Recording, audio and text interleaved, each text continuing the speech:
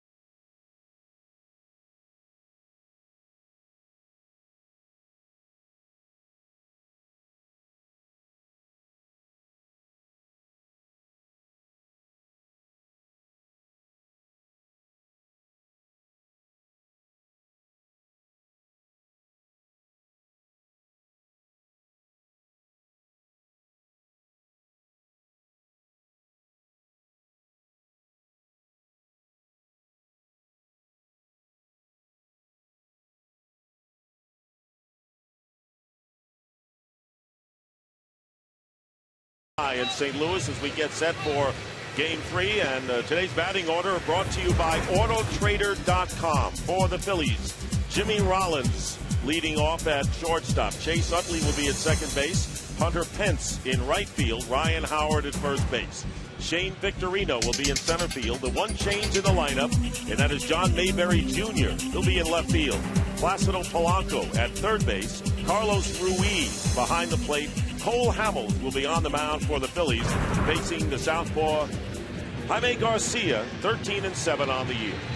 Well, I mentioned earlier, Jaime Garcia has been outstanding here at Busch Stadium over the last 2 years. A 15-8 record with an ERA of 2.17. You see his numbers on the regular season this year.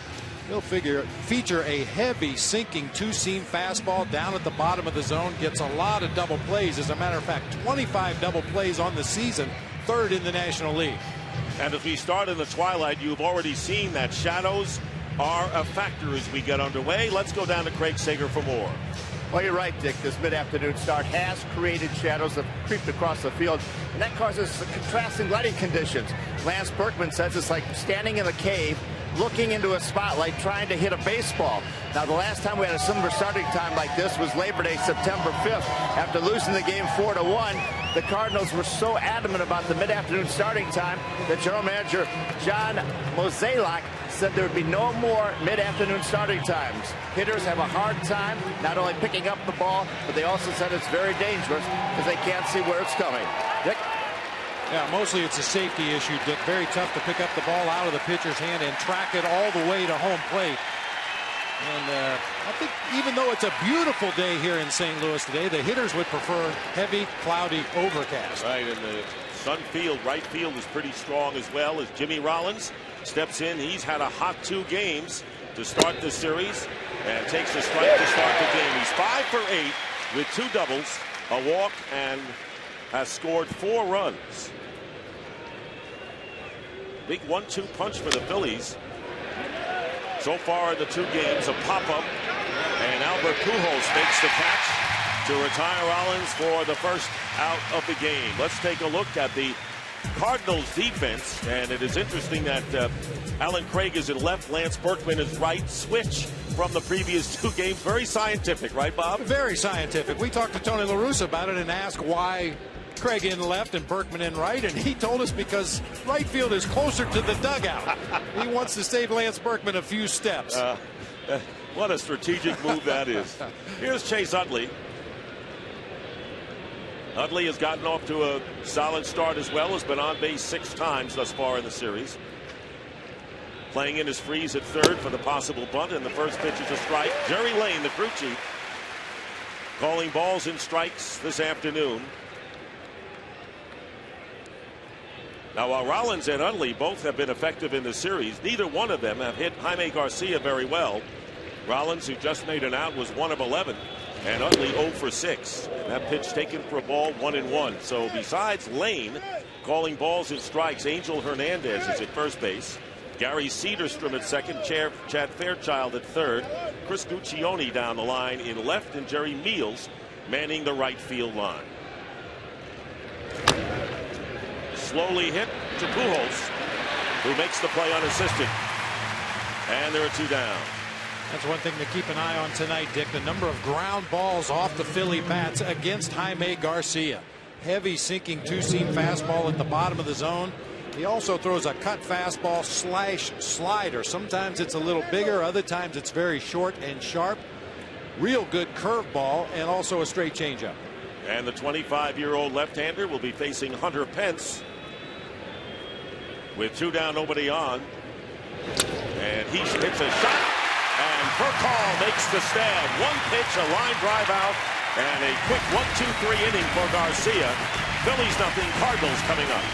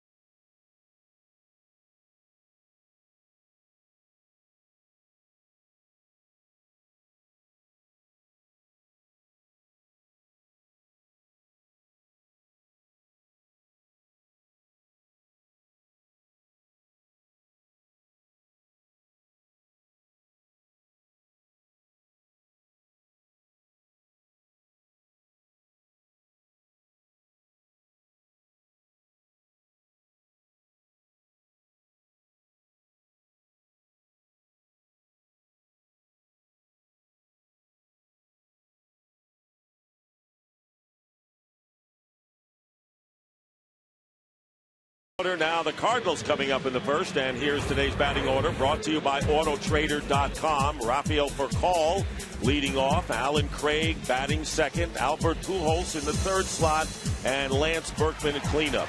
David Freese batting fifth, Yadier Molina in the sixth position, Ryan Terrio starting for the second straight game batting seventh, John Jay hitting eighth, and Jaime Garcia batting ninth against another one of the four aces for the Phillies, Cole Hamels, the youngest at age 27.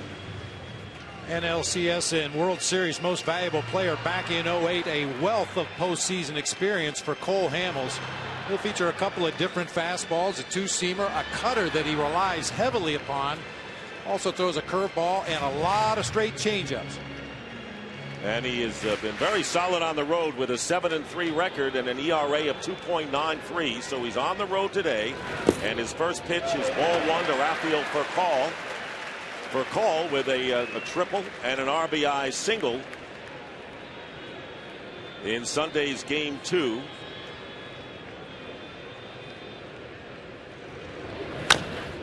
Chopper going to his right is Utley.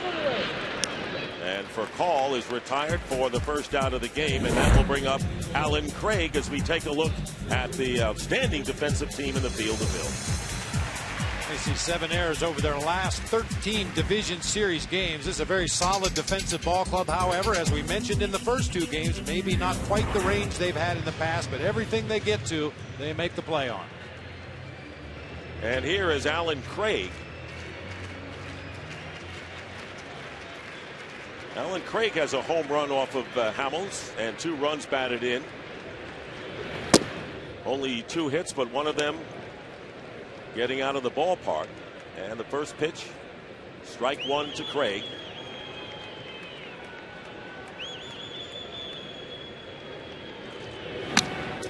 We mentioned the bright sunshine here in St. Louis today, Dick. Really tough right now on the center fielder and the left fielder and the middle infielders. As the sun fades away to the west, it'll move across the field, but right now it's the guys up the middle of the field that are really struggling. John Jay in the top half of the first inning, Shane Victorino here in the bottom, really struggling to look in there and see home plate at the point of contact. And as we saw from the infielders, the outfields, the glasses are down, nothing to be flipped down. They are down to begin with. 1 ball and 2 strikes to Craig with Pujols on deck. And it's popped up, and this is a tough play. Jimmy Rollins calling for it and makes the catch. You get an idea right there, and there are 2 down here in the first inning as Albert Pujols will come up to the cheers of his home crowd.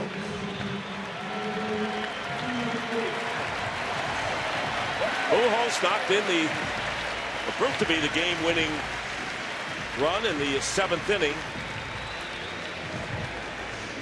And getting singles in his last 2 at-bats. Still looking for his first extra base hit. Texas Rangers beat the Tampa Bay Rays 4-3 and have moved on to the championship series in the American League as Pujols takes ball 1.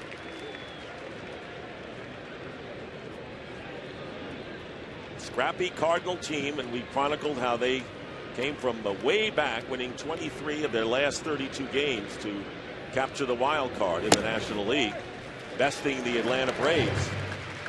They've done it the hard way this year.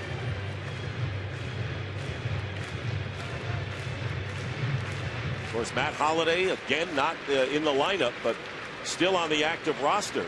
Very productive outfielder, been bothered by a tendon problem in his right hand. And the count 2-1 to Pujols. Well, the Cardinals started the season without their #1 starter, Adam Wainwright. They've had issues in the bullpen with that closer's position. They've had a number of their regular players on the disabled list at times. And yet here they are.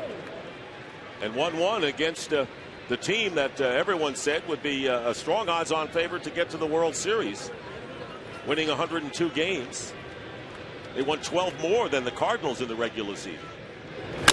Reaching out and lifting it to center field. Victorino not going to get it. It's going to go off the wall in the gap. And Pujols will settle into second with a 2-out double.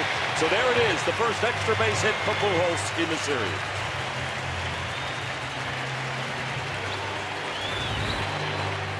This is what I think Albert Pujols is going to have to do in this series. We saw him do it in Philadelphia. Now he does it here. His first at bat in St. Louis. Go to the opposite field. Pitchers aren't going to make many mistakes where Albert can get a good rip and hit the ball out of the ballpark. He's going to have to be content to take his hits to the opposite field and set it up for Lance Berkman and others in this Cardinals lineup. And here is Berkman, who hit a 3-run homer in the first inning of Game 1 in a game that the Phillies came back to win. Berkman hitting .333 against Hamels, takes inside ball 1. Now, we talked about the fact that Pujols is bothered with a heel and ankle problem and did not have to run hard into second. He knew he was just going to go for 2 bases and no sense in turning it on there. And the ball getting away and hitting. Berkman got a piece of Berkman, and he will trot down to first base. And the Cardinals now with runners at first and second with 2 away.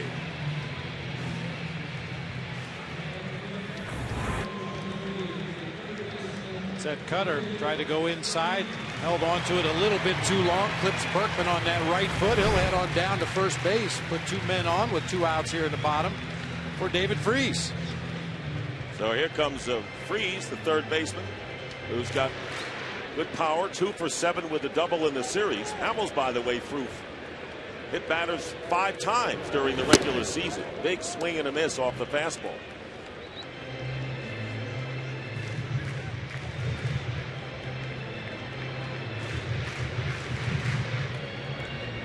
And welcome everybody here on TBS. We're just underway in Game 3 of this National League Division Series between the Phillies and the Cardinals. Dick Stockton along with Bob Brenly and Craig Sager. Jaime Garcia retired the Phillies in order in the first, but a 2-out double by Albert Pujols here, followed by a hit batsman, Lance Berkman at first. David Freese, the batter, didn't know the runners. The pitch is taken for a strike and safe at third. The Cardinals execute a double steal and put 2 in scoring position.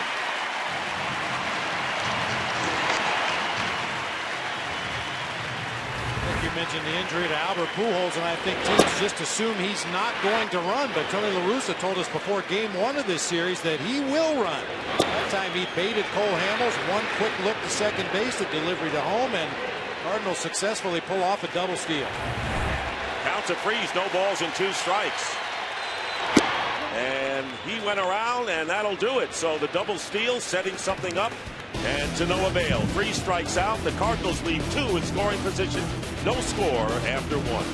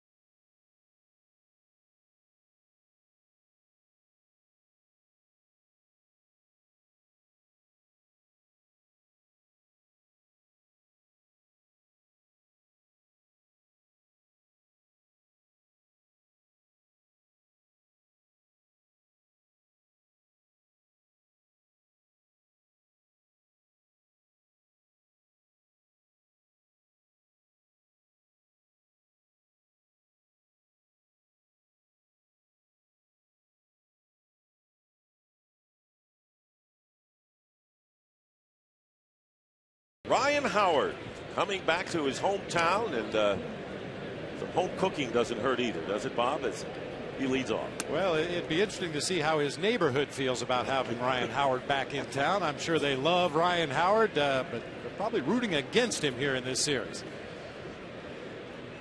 Probably say, Ryan, we really love you being back here. We love you. And then they go back inside and say, come on. We hope you get a lot of hits and your team loses. That's probably what they tell him. Ryan Howard with the 3-run homer in the 6th inning in Game 1 that put the Phillies ahead to say. Also had a sacrifice fly, so he has knocked in 6 runs in this series. It'll be Howard, Victorino, and John Mayberry Jr. against Jaime Garcia.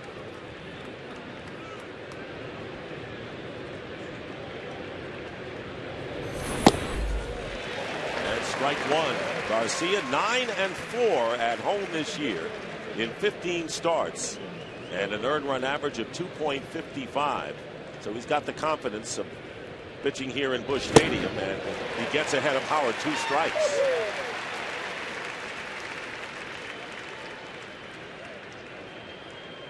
Cardinals bullpen brilliant in the second game, come from behind win, and Arthur Rhodes striking out Howard was a key factor in that as well.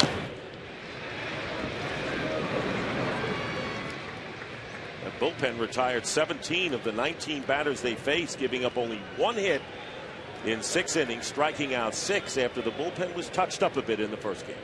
Well, the difference for me, Dick, in the second game, Tony La Russa could play the matchups. He got guys in, got them out before they had some vulnerable at bats, and that's when they're at their best.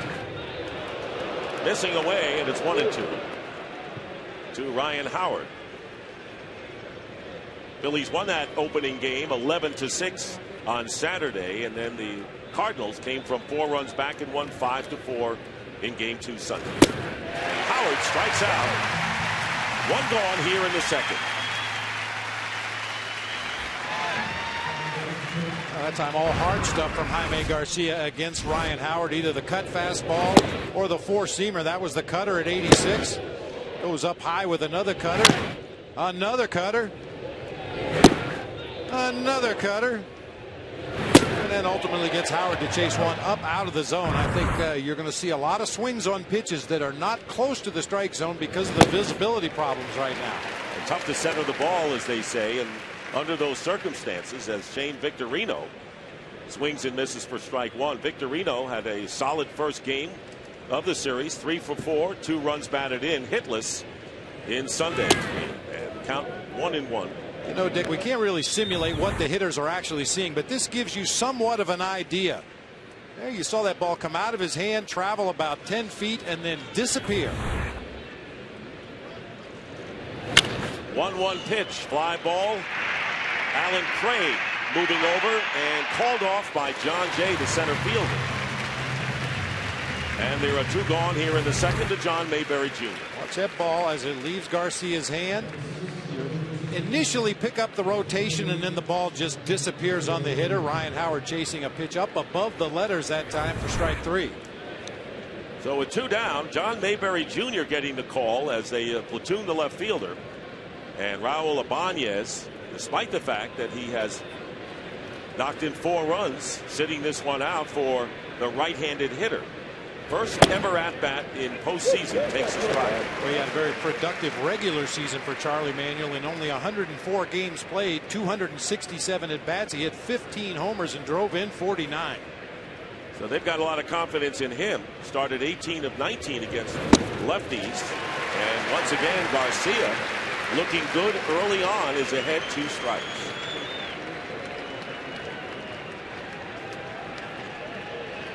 Jaime Garcia in 13 games for the 2nd straight year.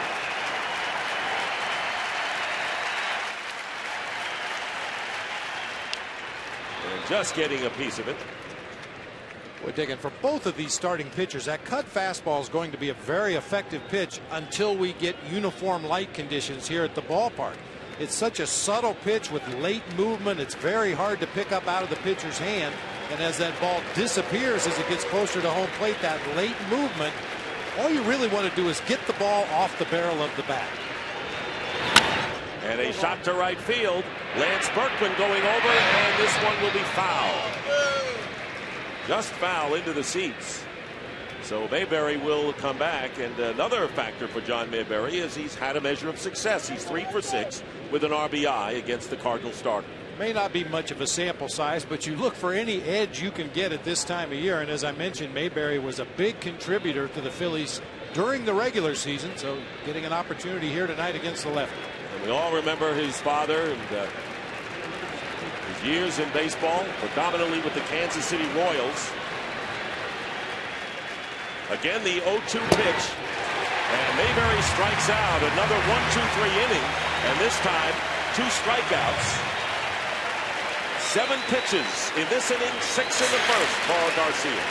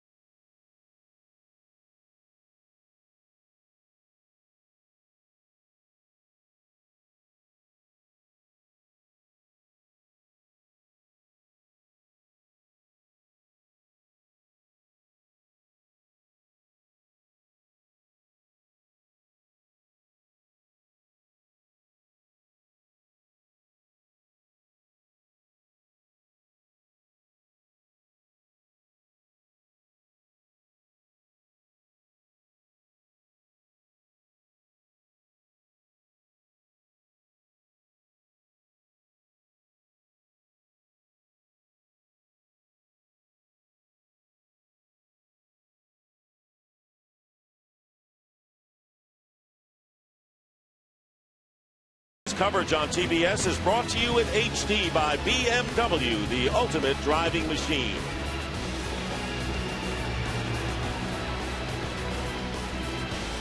Well, it's already an unusual game in the fact that neither team scored in the first inning. A change from the first 2 games of the series. Yadier Molina leading off against Cole Hamels in the bottom of the second takes strike 1. Yadier Molina coming into this game having hit it in 11 straight postseason games. That's the 3rd longest postseason streak by a catcher. Matches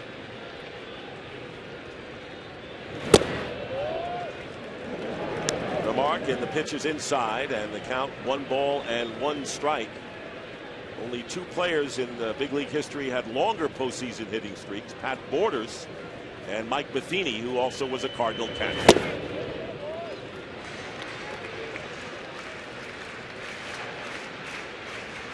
One and 2. Cole Hamels, the only Phillies starter with a World Series ring.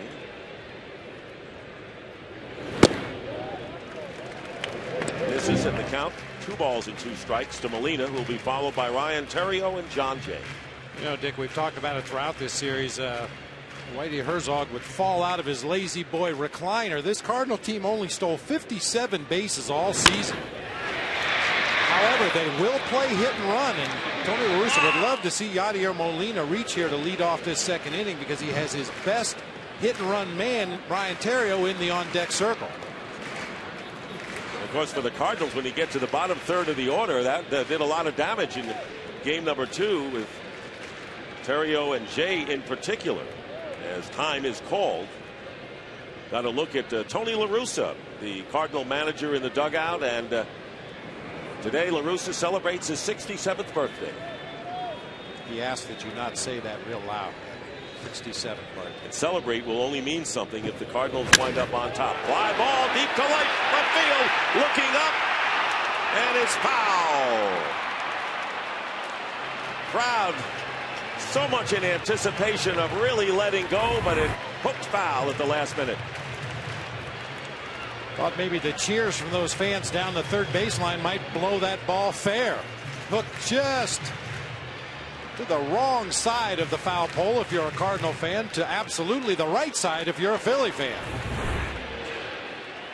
The 2-2 pitch once more, and the count full on that pitch inside to Molina.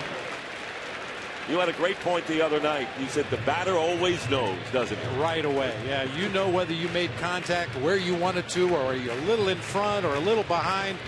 Molina never left the batter's box. He knew that one was going to hook foul. 3-2 pitch lifted out to right field. Hunter Pence coming in to make the catch.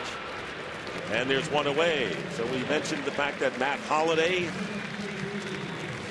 not playing again, and for more information, let's check in again with Brady. Well, thanks, Dick. We do have an injury update, and it's good news for Cardinal fans. He had an MRI yesterday. It showed no structural damage. He still does have that inflamed tendon in the palm of his right hand, but he had an injection last night, and he told me today he felt much better. He felt so good, in fact, that he took extensive batting practice for the first time in this series. He is available to pinch hit today. He may be in the starting lineup tomorrow. Dick? All right, Craig, and Holliday struck out as a pinch hitter in the first game of the series, as Theriot fouls off the first delivery for a strike. Had an opportunity to watch Holliday take batting practice today. In his first round, he was very tentative, very gingerly swinging the bat, but with each successive round, he got a little more aggressive, until ultimately his last round of BP, he looked very near normal. Running up to bunt, taking a pitch for the ball, 1-1. So the Cardinals is the highest scoring team in the National League. A lot of it was because of what Matt Holliday did, so they've been hampered without his services. There's a ground ball through the hole in the right field for a base hit. Theriot handles that bat so well, is aboard. With one out, the second hit of the game for the Cardinals. Well, this is Ryan Theriot's natural swing.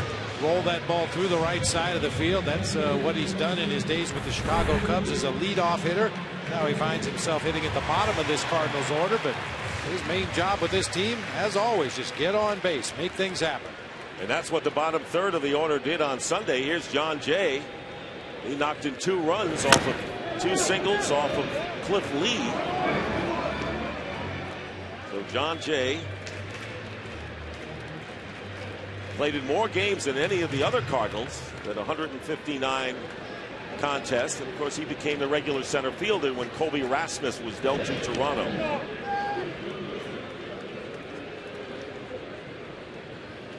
Well, one of those games he did not play in this year was the Cole Hamels start against the St. Louis Cardinals. This is John Jay's first look this season at the Phillies left-hander. Theriot did not roll far off of first base, but Hamels not taking any chances anyway. Theriot only 4 out of 10 during the regular season in straight steal attempts. Good base runner, but doesn't really have base stealing speed, and Hamels is very tough with that pickoff move to first base. He'll vary his delivery.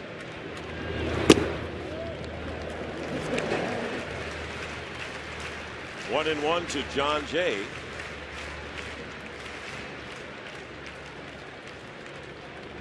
The Cardinals grounded into 169 double plays during the regular season. Tony La Russa had a very optimistic slant on it.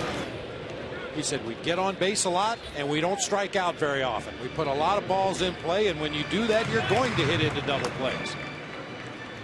Albert Pujols, Yadier Molina, and Matt Holliday were right up there amongst the leaders in that department. Most double plays in National League history. And the Cardinals had the old mark. Now it's 2-2 to Jay,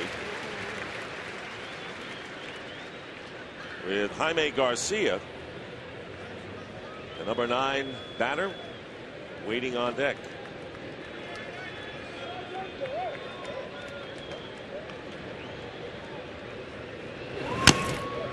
And a good at bat for John Jay.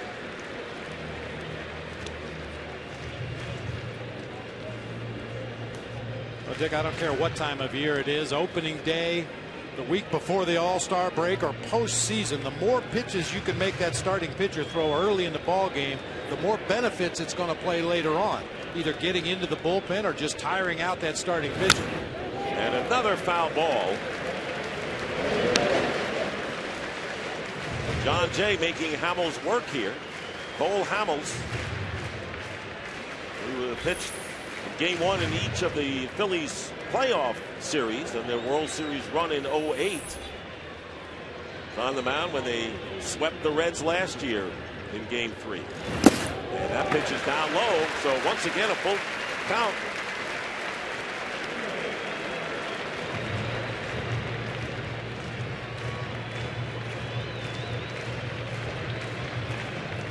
So the 8th pitch of this at-bat upcoming for Hamels, who has thrown 34 pitches.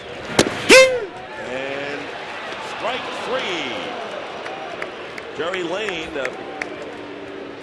making sure, and that's the way he gives the strike calls. Jay is down.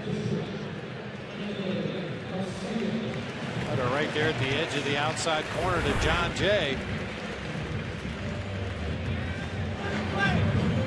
Big out right there, but for Tony La Russa, this is a good thing. You get your pitcher up here to the plate in the bottom half of the second inning. Even if Garcia happens to make the inning ending out, you roll back around to the top of your order. That's why Ryan Theriot was not on the move on that full count pitch to John Jay. Strike him out, throw him out, double play, and you've got your pitcher leading off the third. Strike 1 to Garcia, who hit .097, but did have a home run this year and knocked in 6 runs.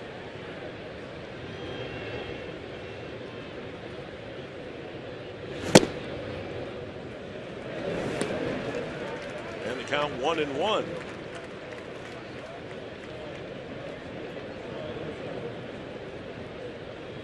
Cole Hamels threw 16 pitches in the first inning when the Cardinals left runners at second and third. 1-2 to Garcia.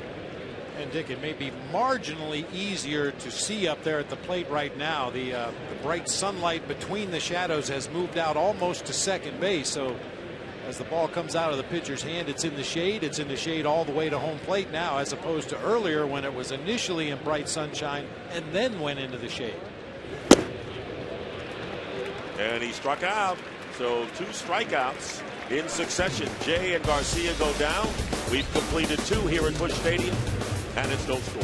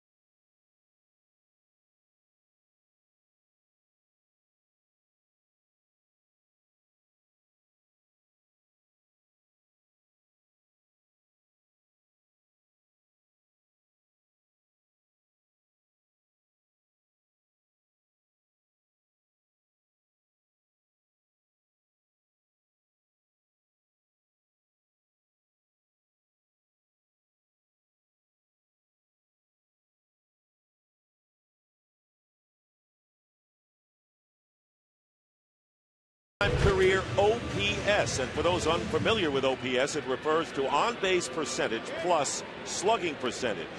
The language of the game brought to you by Foster's, and there you see amongst those greats, a great, Albert Pujols.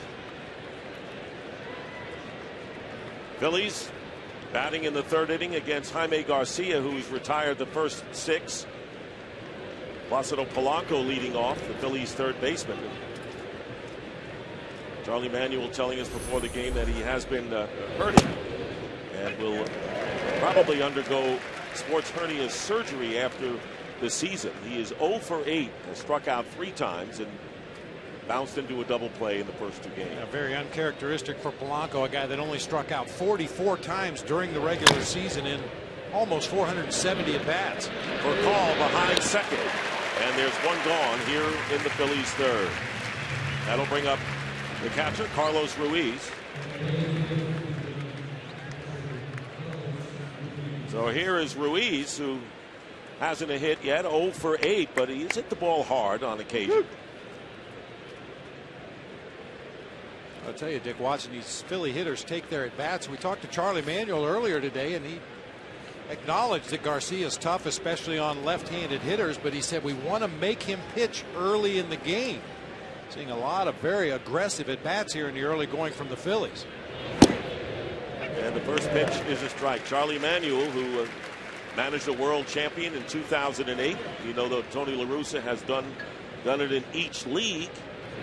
And my partner here, Bob Brenly, of course, a manager of a world champion back in 2001 with the Arizona Diamondbacks, and you had your 10-year reunion recently. Yeah, it was very nice to see the guys again back in Arizona over the weekend, 9th, 10th, and 11th. Base hit for Ruiz, and over David Freese's reach, so that's the first base runner for the Phillies today after Garcia had retired the first 7. That's the old AstroTurf hop. Of course, at Old Busch Stadium, they used to have the AstroTurf, and you'd get bounces like this on occasion. David Freese came in one step, and then that high hopper got over his head into left field for a one-out single for Carlos Ruiz. Brings up Cole Hamels. Hit 159 and drove in 3 runs. Freese is in at third, bunts it in the air, and Yadier Molina makes the catch in foul territory for out number 2.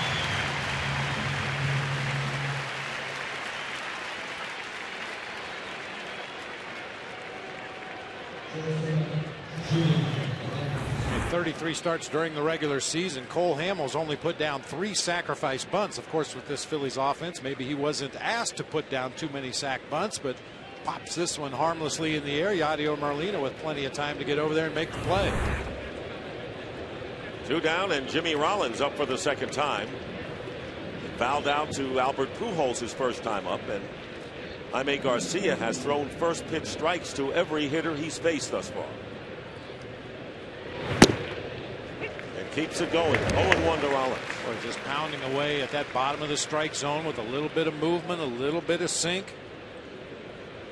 You tell yourself as a hitter, I'm going to make him get the ball up. Of course, you can't make a pitcher throw the ball where you want it, but there's a looper in the center field, and John Jay, I don't think there was any way he could have made that catch, but you can see the difficulty he had with the sun. And Rollins with the base hit. Ruiz moves to second, bringing up Chase Utley with 2 down.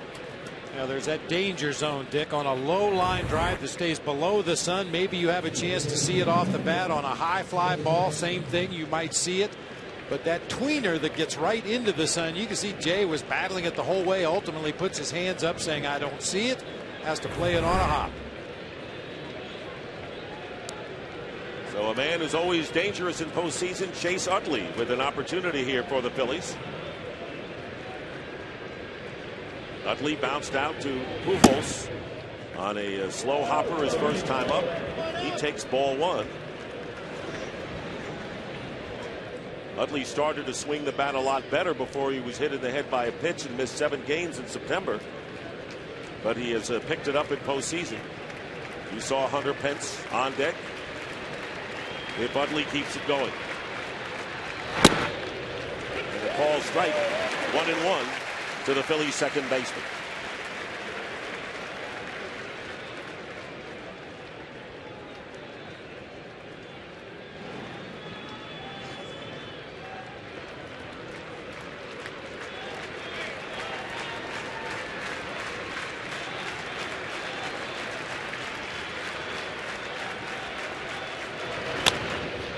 Another chopper to Pujols off the bat of Utley, makes the play to end the inning. The Phillies get 2 hits and leave a pair. We move to the 4th. Bottom of the 3rd inning, no score here in St. Louis.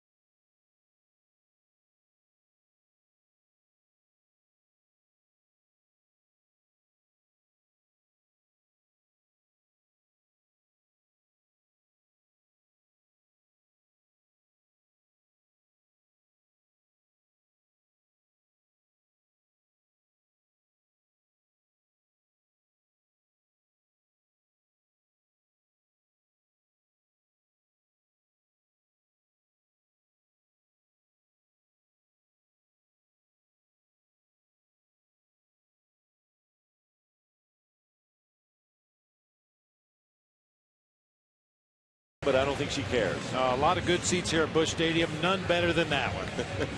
What a cutie. And getting used to wearing Cardinal red. Rafael Furcal leading off in the 3rd inning against Cole Hamels. Furcal bounced to Utley his first time up.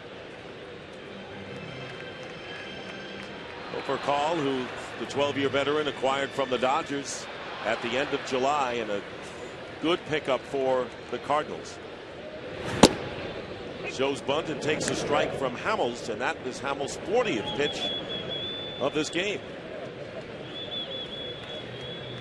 Furcal will be followed by Alan Craig and Albert Pujols here in the 3rd of a scoreless game. And it's 0-2 now to the Cardinal shortstop.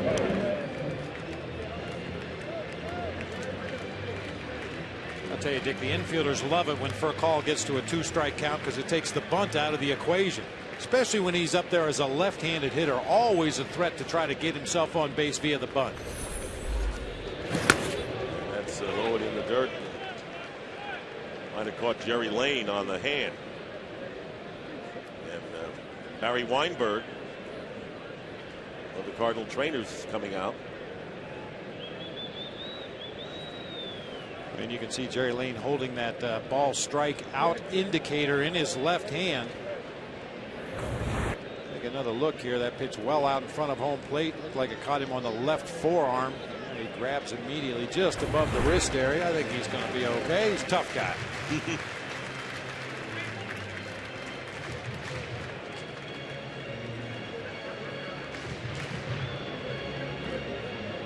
One ball, 2 strikes. The count to Furcal. Cardinals gaining their first postseason win since 2006 to even this series. And a good pitch in on the fist for Call, strikes out.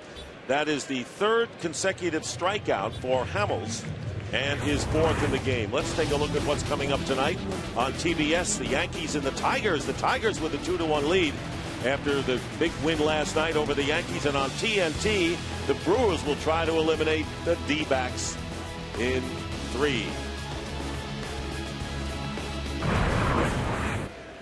And a big day of postseason baseball on TBS and TNT, starting with the Rangers eliminating the Tampa Bay Rays prior to this one. Alan Craig fouling off the first pitch, and it's 0-1 to Craig, who popped up to Jimmy Rollins his first time. Good old-fashioned quadruple header. You could say final four games of this day. And Hamels effective getting the ball inside to the hitters, is ahead 0-2. Boy, that cutter just keeps moving in on those right-handed hitters. It's such a subtle difference between his regular fastball. Very tough for a hitter to pick up the difference in spin. Tried to go right back to it again. Same location, same pitch. Hamels' ERA of 2.79 this year was the best of his career, and his 14 victories just one off his career best. San Diego native is ahead 1-2 to Craig with 1 out. It goes outside this time. We saw Pujols waiting on deck for the Cardinals.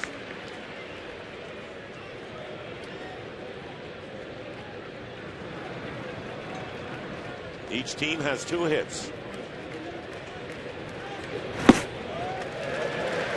3-2.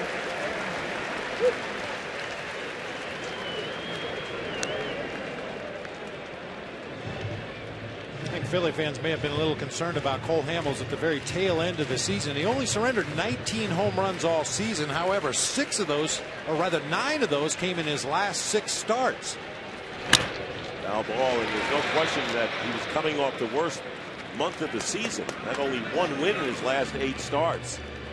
So Hamels trying to right himself in postseason here.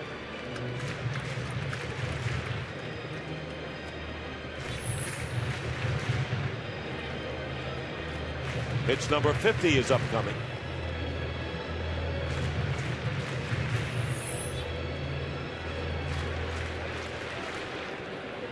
Shadows have extended onto the outfield grass. And Craig draws a walk, so a good at-bat by Craig, who is in an 0-2 hole.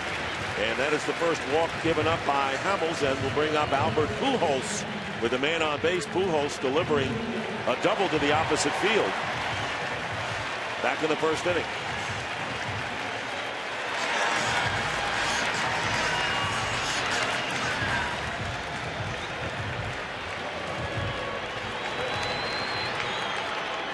Well, just as in Philadelphia, the fans come armed with their white rally towels.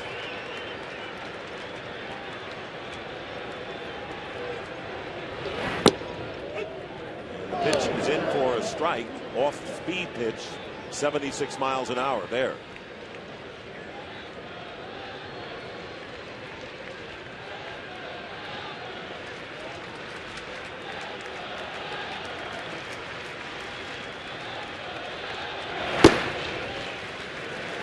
One and one now to Pujols.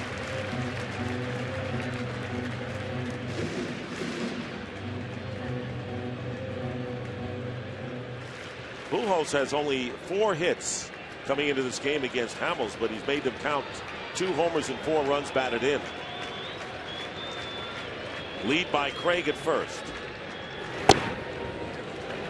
There's that cutter again. Pujols lays off at 2-1 now with Lance Berkman on deck for St. Louis. Looked like Albert recognized that pitch quickly. I mentioned earlier it's tough to pick up that subtle difference in the spin on the cutter, but that time it appeared Pujols recognized it immediately. And a high fly ball out to right center field. Shane Victorino makes the catch. Pujols is retired for the second out, and Alan Craig goes back to first, and Lance Berkman will step to the plate.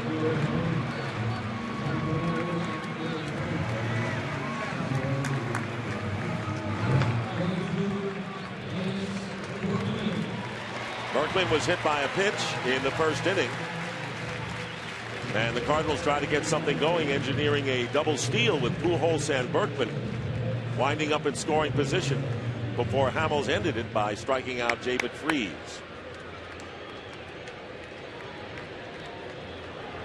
No score. Cardinals batting in the third. And 0-1 to Berkman.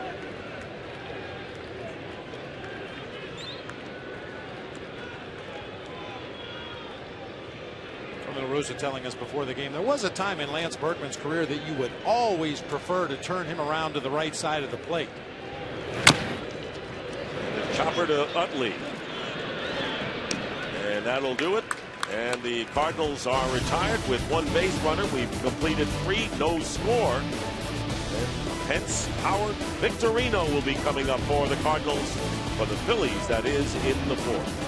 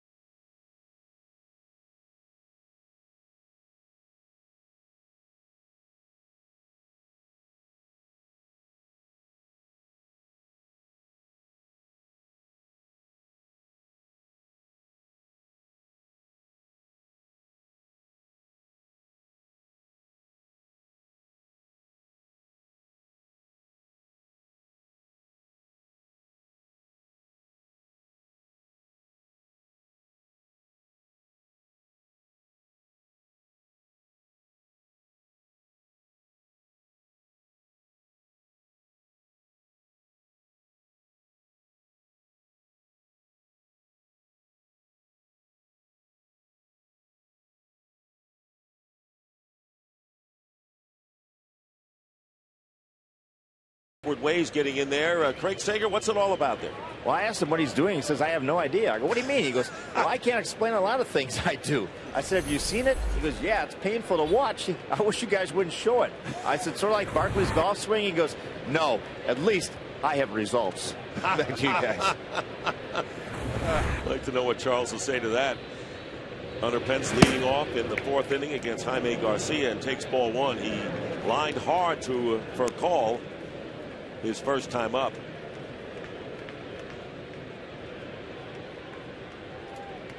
Pence will be followed by Ryan Howard and Shane Victorino. Fly ball hit to right center field. And back is Berkman, and he makes the catch. Weren't sure when Berkman was going after it how steady he was in making that play, but Pence is retired, one away as we send it down to Atlanta and Matt Weiner.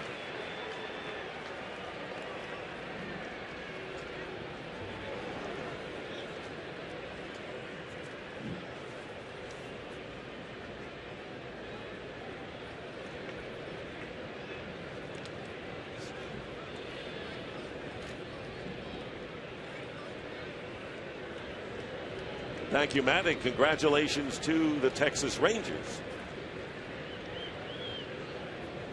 First team to move into the championship series. Here's Ryan Howard, struck out his first time against Garcia and takes ball one. Garcia has thrown only 7 pitches for balls of the 33 he has thrown thus far. He has not had a 2-ball count either. So Garcia has been awfully sharp early in this game. And there's a breaking ball, catches the corner for a strike, and it's 1-1. You know, Dick, it's one thing to throw strikes, and it's another thing completely to throw quality strikes. He's made very few mistakes in the middle of the plate where the Phillies could really get good rips at it. Now 1-2 to Ryan Howard. Jaime Garcia made his Cardinal debut in 2008, and following under the tutelage of Dave Duncan, the outstanding pitching coach. Check swing, pitches down low, and it's 2-2. Underwent Tommy John surgery after that season, missed most of the 09 campaign, and has been impressive in his return since then. And there's strike 3 as Ryan Howard goes down looking. Second time he has struck out against Garcia. Boy, right on time, Dick, talking about quality strikes. Watch this at bat. Starts big Ryan Howard off with a fastball down low for a ball to fall behind in the sequence, but then comes back with a curveball for a called strike. Fastball on the outside part of the plate and down. Another cutter down. And then the fastball right on the outside corner. Just not making many mistakes where you can get a good swing on it. Here's Shane Victorino, and the first pitch to Victorino is a strike. No score. Phillies batting in the 4th inning. Jaime Garcia in his first postseason appearance. There's a ground ball, fair, backhanded by Freeze, and a 1-2-3 inning. 3 times in the first 4 innings. Jaime Garcia has retired the Phillies in order.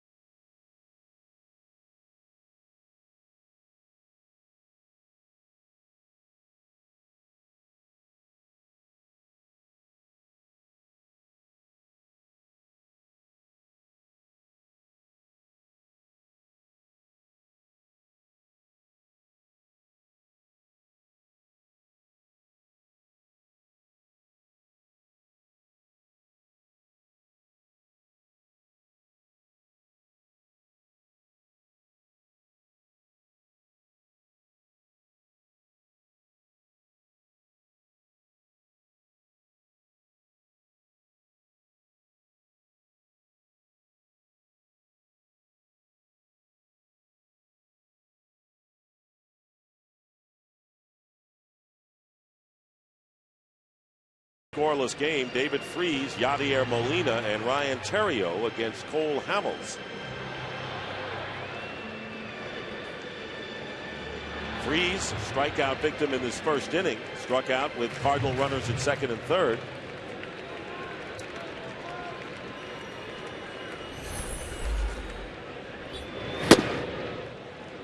Oh, 0-1 to Freese.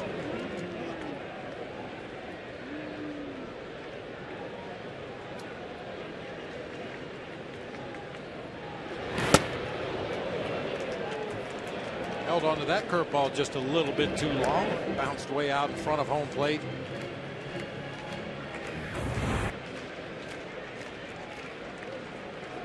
Yeah, one thing for Cole Hamels that he's been really good at this season.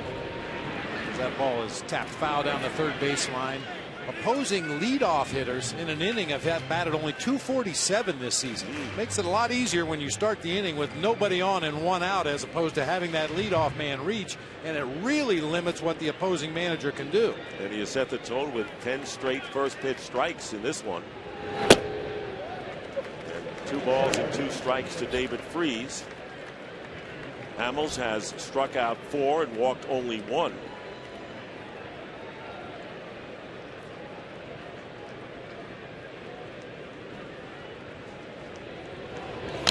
Foul back. Hamels limiting the opposition to a measly .214 batting average this year, and that was second in the league behind Clayton Kershaw of the Dodgers.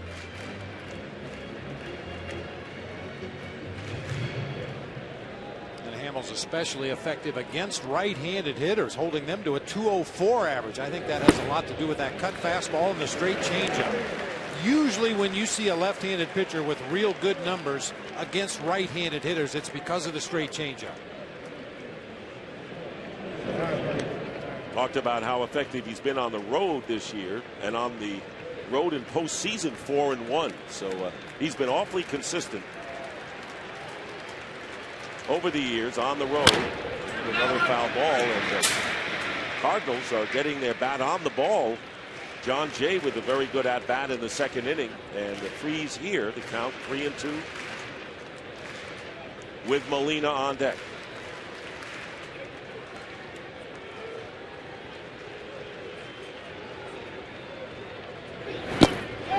And he's out.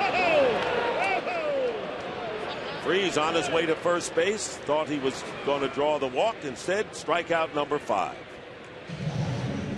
Moments ago, we spoke with Phillies pitching coach Rich Doobie, and what have you seen so far from Cole Hamels, Rich? Great composure. He's got a great presence out there. He's angling his fastball and commanding it fairly well, and of course he's got great secondary stuff to go with it. Hey, Rich, we saw early in the ball game the sun, the shadows. Does that change your approach with your starting pitcher at all when the conditions are such as they were at the beginning of the game? Oh, not really. I mean, spin's tough to pick up, of course, with the shadows and stuff. But Cole, he's a 4-pitch guy, and he's going to do what he's always done all year long and continue to pound the strike zone and hopefully put him away. They hang in. They give you good at-bats. Rich, thank you very much. All right, thanks, guys. And we've seen the good at-bats thus far as Molina on the first pitch bounces out to Jimmy Rollins. 2 down to Ryan Theriot. Cole Hamels line thus far. 23 pitches in the second inning, 16, but he's narrowing those numbers, and first pitch strikes 12 of the 15 batters he's looked at. Dick, you can survive 1 long pitch inning, sometimes maybe 2 if you can back it up with a quick pitch inning, and looks like that's what Hamels is trying to do here in the 4th. First pitch in there for a strike. But you can't go out there and throw 25 pitches every inning because it'll be a very short outing.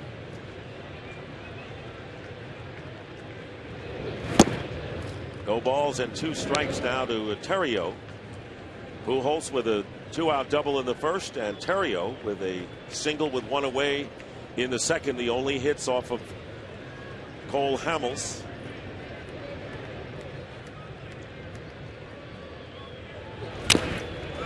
Shattered bat and a foul off to the right.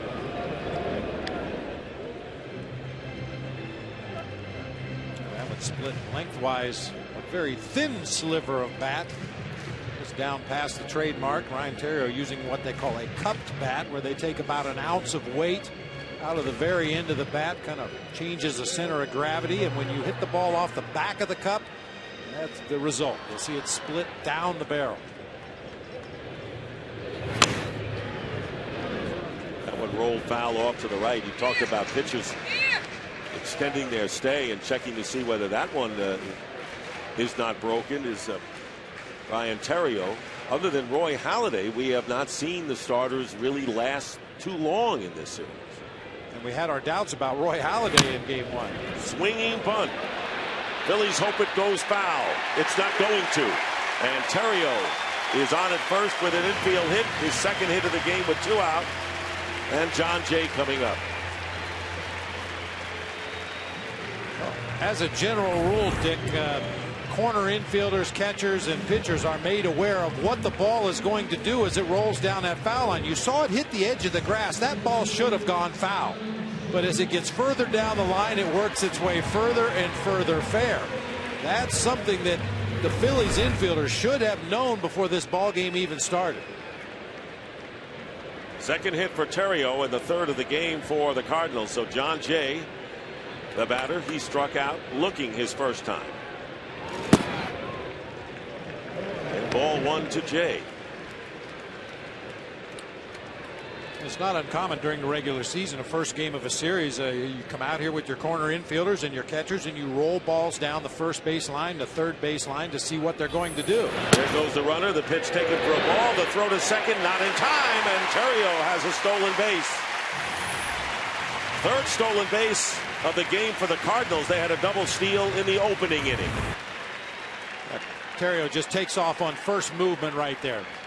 Had Cole Hamels been picking at first base, he would have been caught in a rundown or thrown out at second base by Ryan Howard, but Theriot guesses right when Hamels delivers the ball to home plate. He had an enormous jump.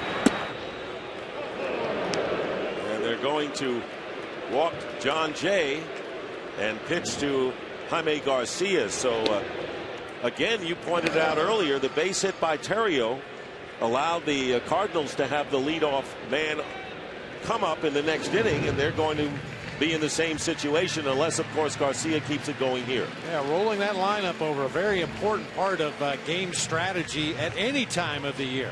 You want to get that pitcher out of the way. Ideally for Tony La Russa, he wants to see his pitcher do something with the bat, but at worst, if he makes the third out of the inning, you roll around to the top of the order in the fifth.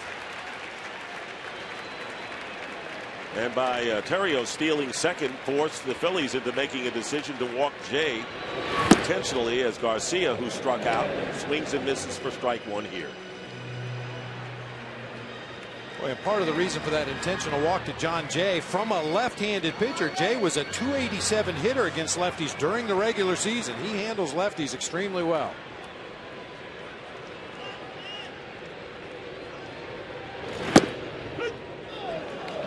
Two now to Jaime Garcia. Cole Hamels 14-9 on the season at 3 complete games.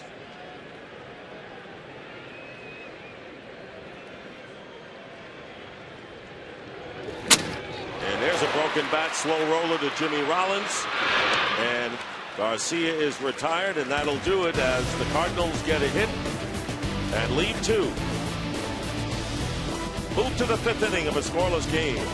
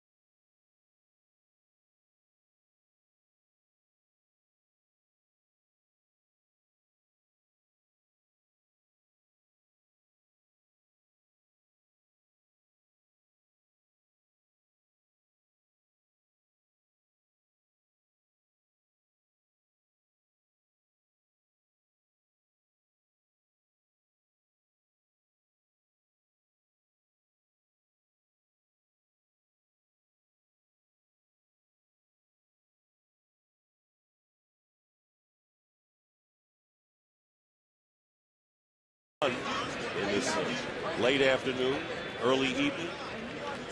Look here at Busch Stadium in St. Louis. John Mayberry leading off against Jaime Garcia and fouls off the first pitch. Mayberry struck out in his first appearance. Garcia has struck out 3, hasn't walked anyone.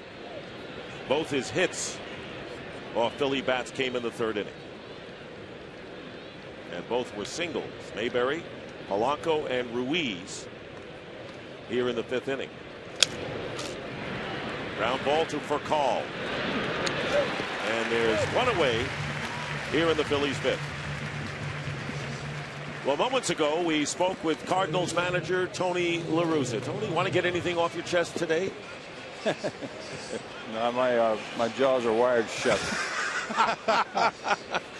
Well, looks like they have the pitcher's duel that a lot of people anticipated we might get in either or both of the first 2 games. Well, I mean, we all know they've got starting pitching, and we do too. That's why we're here. And Jaime is matching him pitch for pitch. Both these left-handers have so many weapons. It's a tough day for hitters, but if they lose any kind of command, then somebody's going to get one or the other. Hey, Skipper, happy birthday. I'm pretty sure I know what's at the top of your wish list for a birthday present. Well, you've been there before, Bob. And it's all about not playing the bottom of the 9th inning and getting a win. Then we'll celebrate. Tony, good luck. Polanco bounces out to Freeze for the 2nd out in the 5th inning. And by the way, Tony La Russa was fined for his comments to us in game number 2, talking about the strike zone with the umpires. And he has donated his fine to his favorite and really only charity that really has always meant a lot to him, the Animal Rescue Foundation, ARF, as it's known. Done a great job taking care of pets, dogs, and cats, and they have a great facility out in Northern California. 1-0 the count to Carlos Ruiz. Singled his first time up. 1-1 now. Boy, what an efficient performance up to this point by Jaime Garcia. He has just been in and around that strike zone since the very first pitch of the ball game.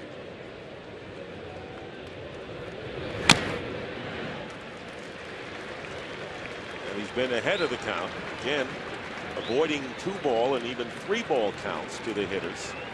And here's Ruiz. This is the Phillies' 44th postseason game since '07. And Carlos Ruiz has started every one of those games behind the plate.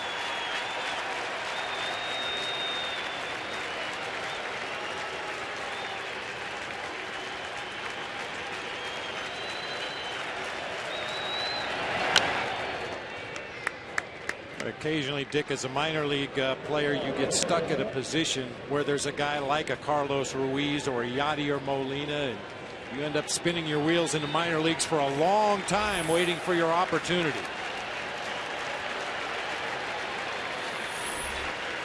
Once they're in, they're in. No Wally Pipp stories for them. No. We talked about it at the top of the series. Molina and Ruiz, for my money, 2 of the best catchers in baseball, not only for what they do offensively, but the way they call games for their pitchers, blocking balls in the dirt, throwing out runners, just total package. And you would appreciate that, having been behind the plate in your career. And of course, again, I wanted to mention the 10-year anniversary. What surprised you when you gathered all of the guys from your championship team? Boy, how great a shape everybody was in, Dick. I told them if they give us 3 weeks of spring training, I'll take my chances with that team again. Pop up, Pujols going after it, but it's out of play. Quite a bit of foul territory here at Busch Stadium, more so than a lot of the newer ballparks. Until you get about 2/3 of the way down the foul lines, you see the stands come out very close to the lines there, but a lot of room to roam, especially between the bases and behind home plate. Well, the count is 3-2, and the first 3-ball count of the game from Garcia. The payoff pitch, backhanded by Furcal. Throw in time. Hard hit ball by Ruiz, but Rafael Furcal. 1-2-3 inning for the 4th time in 5 innings for Jaime Garcia. No score as the Cardinals come up in the 5th.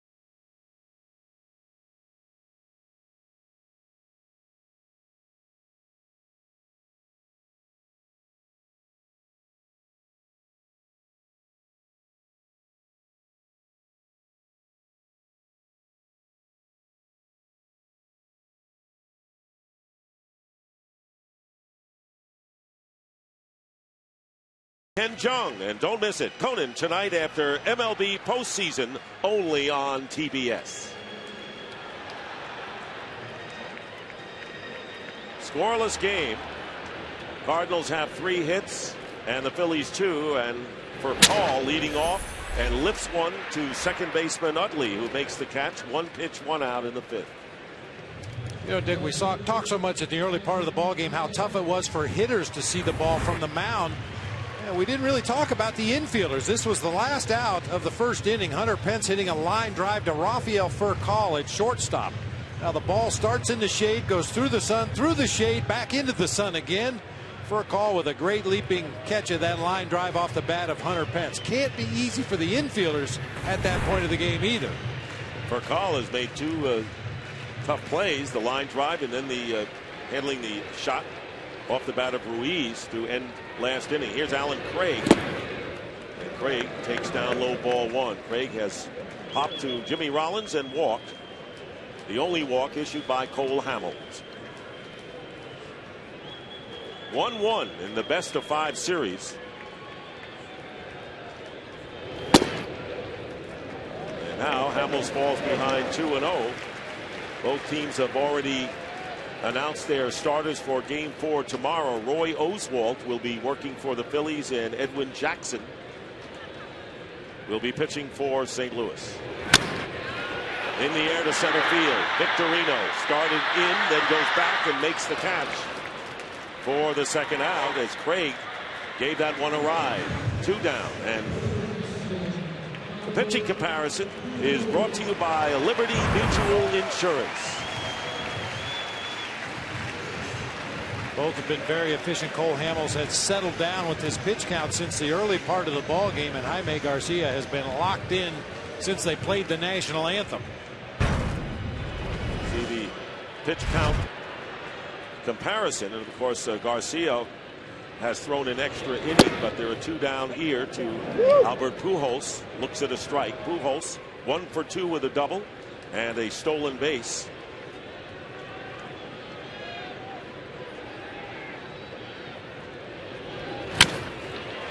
Be a base hit right center field, and that too is going to go to the wall. Nearly a carbon copy from his double from the first inning, and Pujols goes into second with a stand-up double, his second 2-bagger of the game. We talked about Ryan Howard in Philadelphia and his approach at the plate to be willing to go to the opposite field if he doesn't get anything inside to hit. Look where Ruiz sets up on that outside corner. Pujols just stays right on it, splits that gap in right center field for a 2-out double. Boy, Albert's so spread out in that right-handed batter's box. His back foot on the back line, his front foot nearly on the front line. No stride whatsoever. Lance Berkman takes ball 1. 2 out in the first inning. Pujols doubled. Berkman was hit by a pitch, and after a double steal, David Freese struck out. That has been the big threat thus far for the Cardinals against Hamels. Now Pujols with 2 down on its second. That's low and in the dirt, and a stop made by Ruiz as Pujols goes back to second. The Cardinals have had their chances, more so than the Phillies here midway through this game. You know, the stolen base by Albert Pujols back in that first inning didn't result in anything offensively for the Cardinals, but it may change the way Cole Hamels has to work the Lance Berkman. And there is first baseman Howard on the play, and that will do it. So the 2-out double goes by the boards. We've completed 5 here in St. Louis. No score in Game 3.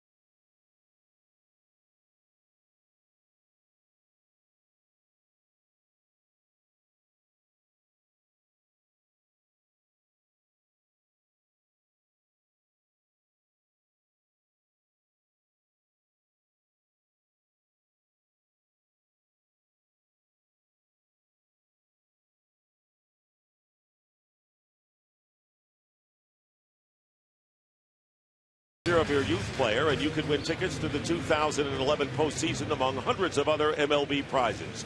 Be a part of the Chevy Centennial Celebration and enter for a chance to win at ChevyBaseball.com. Cole Hamels leading off in the 6th inning against Jaime Garcia in a scoreless game 3 of this best of 5. Ball 1 inside.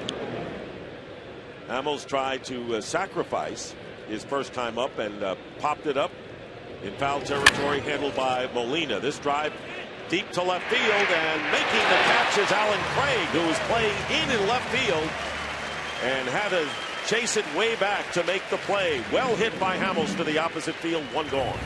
Boy, Alan Craig is glad that Cole Hamels didn't hit this ball back in the early part of the ball game. No sun to deal with here. That ball was smoked off the bat of Cole Hamels.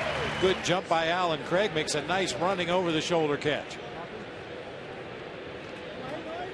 The 1 gone to Jimmy Rollins. And the glasses, despite the fact that he's not in the sun field anymore, are still down. As Rollins looks at strike 1. Jimmy Rollins 1 for 2. Single to center his last time.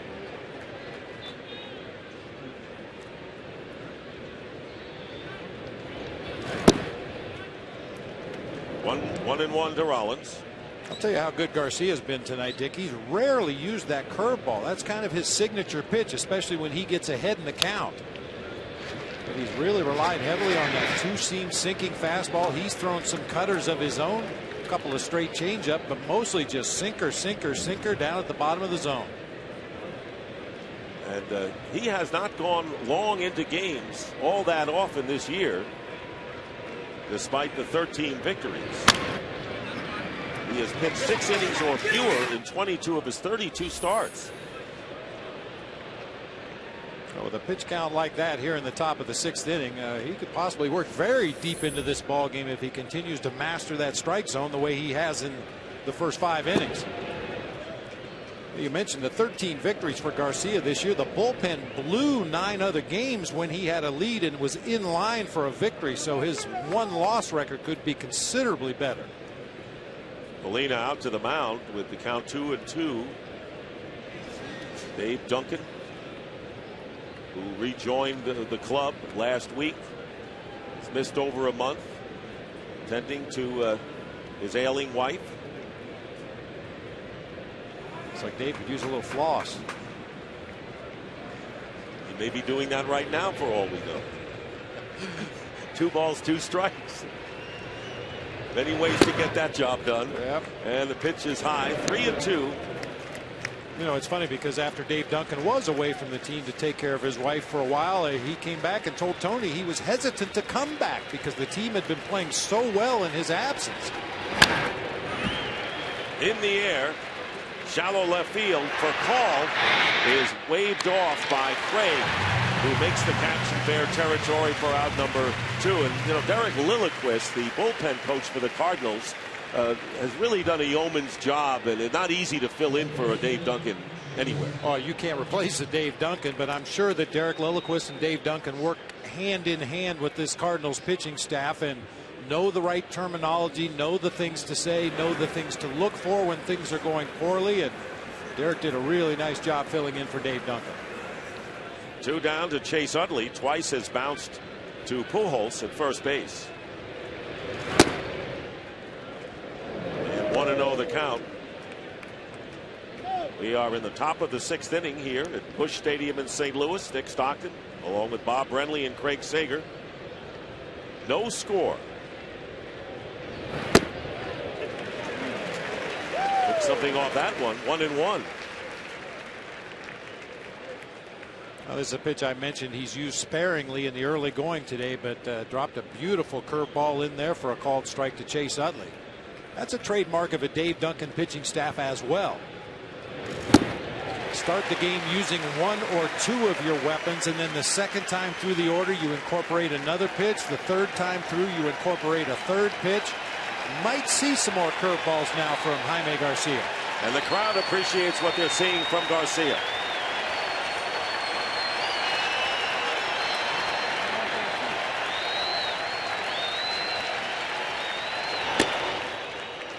Two balls and 2 strikes, and the Cardinals Brain Trust has to appreciate Jamie Garcia and his poise, because one of the things he's had to do is watch his emotions, not get overstimulated in games. And this is his first postseason experience. 2-2 pitch, line, foul. Russa termed it, sometimes he tries too hard. But when his emotions are in check and his mechanics are solid, this is pretty much what the Cardinals have come to expect from their left-hander. Among his childhood friends, Major League infielder Jorge Cantu, discovered by scout Joe Almaraz, who induced the Orioles to draft him in 04, but they did not sign him. Next year, scout moved to the Cardinals and he signed it. There is a base hit with 2 down by Utley. And the third hit of the game for the Phillies. 2-out single will bring Hunter Pence to the plate. Pence lined out for a call, and Bob showed that into the Sun Field. That was in the first inning, and fly to Berkman and right.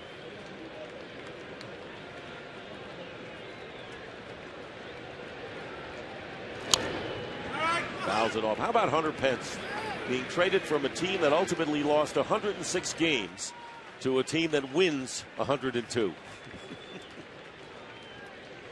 Talk about good fortune.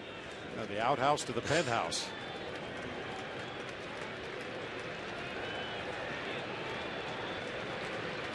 Ryan Howard would be next. Ball getting away, and Utley will advance to second base. So now the Phillies have a runner in scoring position in a scoreless game. And it will be a wild pitch charged to Garcia.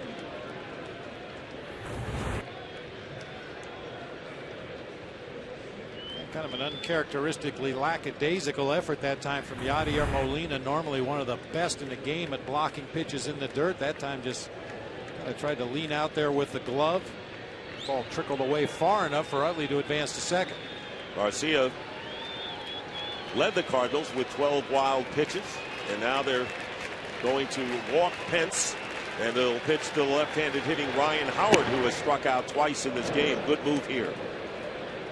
Well, it's yet to be determined if it's a good move, but certainly the percentages would say that Garcia should face the left-hander Howard. He struck him out twice in the ball game so far, once swinging, once looking. That is true. You can't be premature on a move in which Ryan Howard is going to be the batter you want to pitch to. Well, that's the thing about the game of baseball. Statistically and historically, this may be absolutely the right move to make in a ball game, but one mistake up and over the strike zone, and Ryan Howard could hit one out there over the arch. So here's Ryan Howard in his career against Jaime Garcia, 2 for 14, but one of those hits was a home run. Utley with the lead at second, Pence on at first. All coming after 2 are out here in the 6th.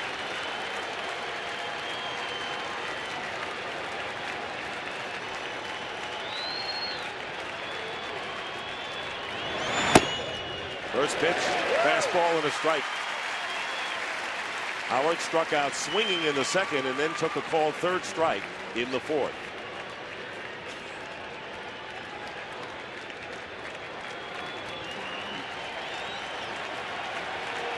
Second time today the Phillies have had a man in scoring position.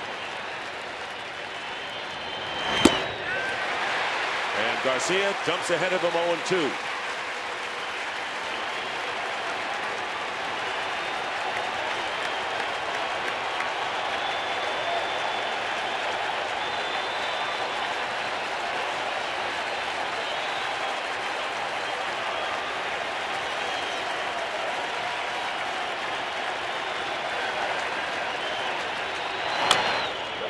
Reaches out, and the roller to Pujols gets there in time, and that'll do it. So they walk Pence to pitch to Howard, who's now 0 for 3. The Phillies lead 2. Cardinals batting in the 6th, still 0-0.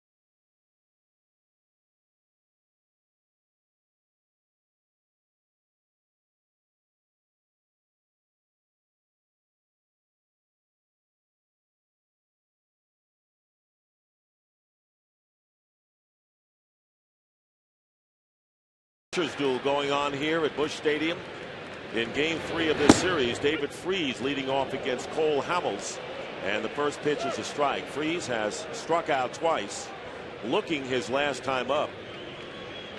Phillies with 3 hits and the Cardinals with 4. And the count 1 ball and 1 strike. All of the Phillies hits have been singles, and the Cardinals have a pair of doubles, both off the bat of Albert Pujols.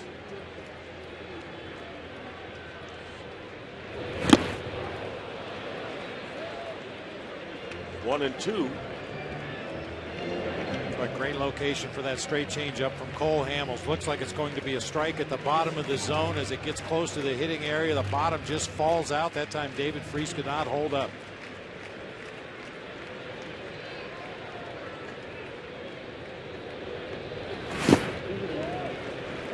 Two and 2 to Freese, leading off for the second time in the game. Led off in the 4th, took a called 3rd strike. On deck is Yadier Molina, and then Ryan Theriot to follow.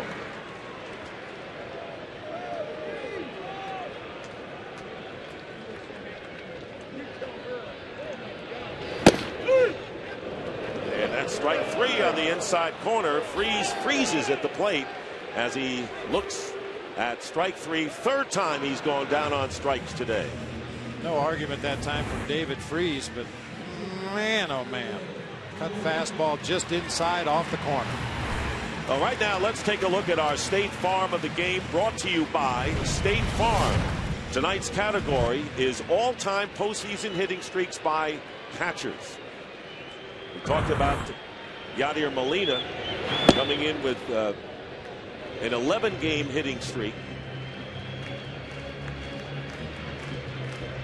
2 Yankees in there with Yogi Berra and Thurman Munson.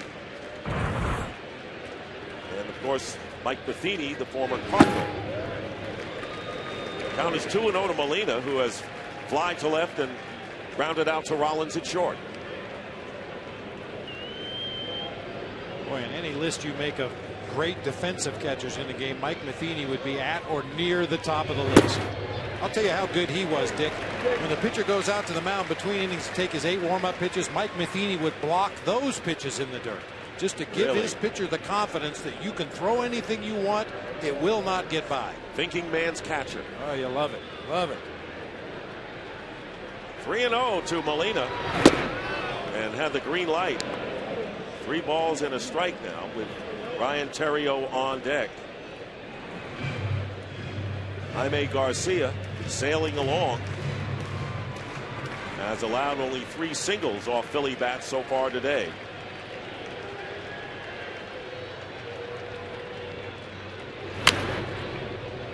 And now the count runs full to Molina. Well, they say in every at bat you're going to get 1 good pitch to hit. That was it for Yadier Molina right there. 92-mile-an-hour fastball on the inner third of the plate and up a little bit. Just a little bit tardy, fouling it off to the right side. 3-2 pitch, and Molina strikes out. That's 2 consecutive strikeouts, and now 7 in the game for Cole Hamels. Here is Ryan Theriot, quietly has 4 hits in the last 2 games, Bob. Well, guys, with the physical stature of Ryan Theriot, hate to hear this term used, but he is pesky. Gets the bat on the ball, puts it in play, sprays it around from foul line to foul line. Stole a base earlier in the ball game. The way Ryan Theriot has handled himself at the plate in this series, you might think about pushing him up a little higher in the order. He's very accustomed to hitting 1 or 2 in the batting order, but Tony La Russa has him down there in the 7th spot. He said he could, as a speaking of pesky. And we don't mean Johnny.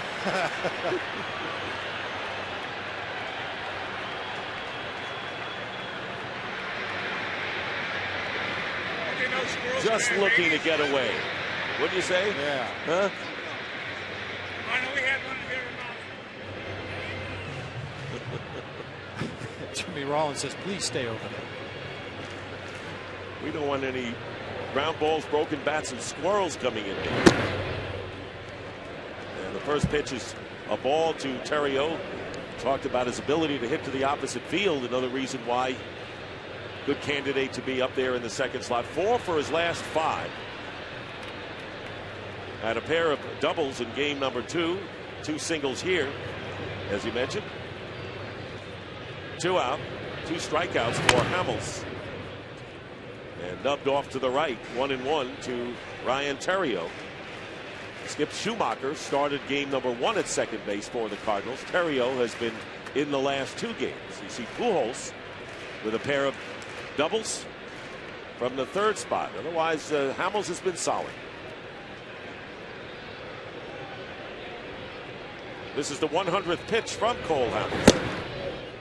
And it's inside, 2-1.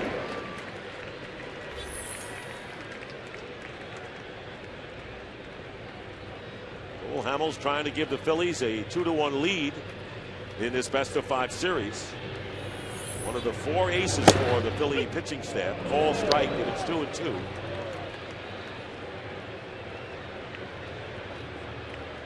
Roy Halladay was brilliant in game number 1. Cliff Lee not so much in game 2. And a good showing so far with Hamels here, with Oswald slated to work tomorrow. The count is 3-2. That's one thing. When you have a deep starting rotation like the Phillies do, you can survive a hiccup. I mean, I'm talking about the regular season. If one of your aces goes out there and has a subpar outing, you're pretty sure you're going to get a good outing the next day.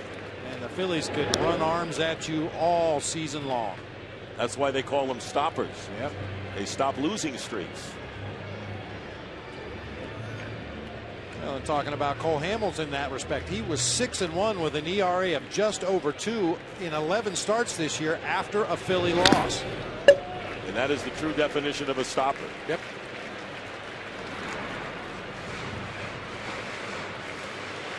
Pujols and Molina talking about hitting in the Cardinal dugout. Today we've had mostly pitching, I would say, and nothing game. Bottom of the 6th.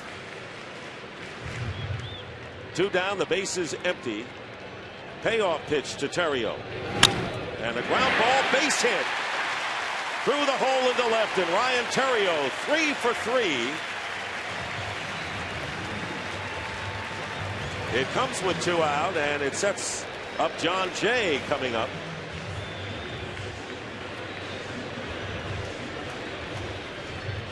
Theriot was able to steal a base with 2 outs back in the 4th inning, kind of caught the Phillies by surprise with that attempt. I don't think he'll be able to catch him by surprise here. Once you get past the 5th inning of a scoreless ball game, every base runner, regardless of what your history is as a base runner, gets attention over there at first base. John Jay caught looking and walked intentionally. And looks at a call strike. This is where Hamels really wants to bear down and get Jay and have the pitcher spot lead off in the 7th inning.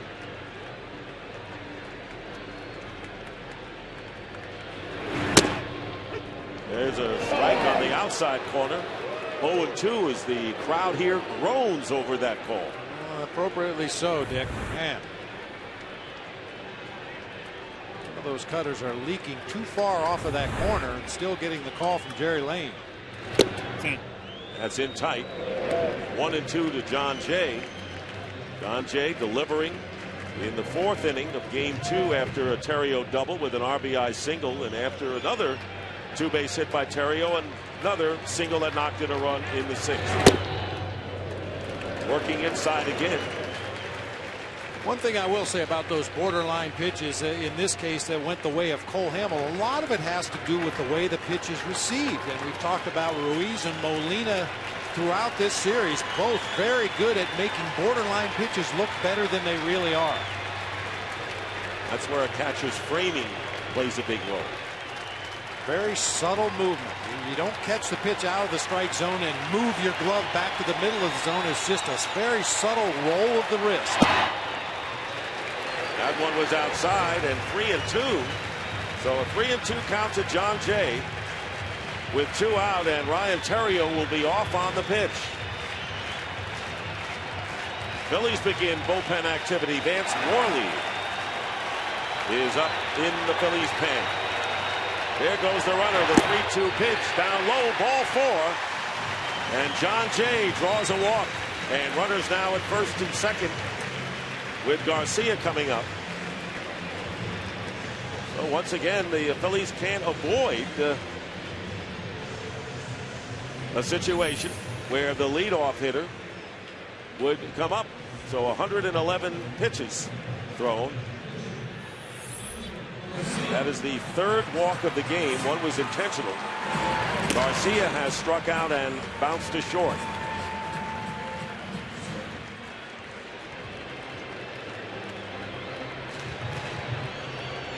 Scoreless game here in St. Louis. Cardinals batting in the bottom of the 6th inning. They've out-hit the Phillies 5-3.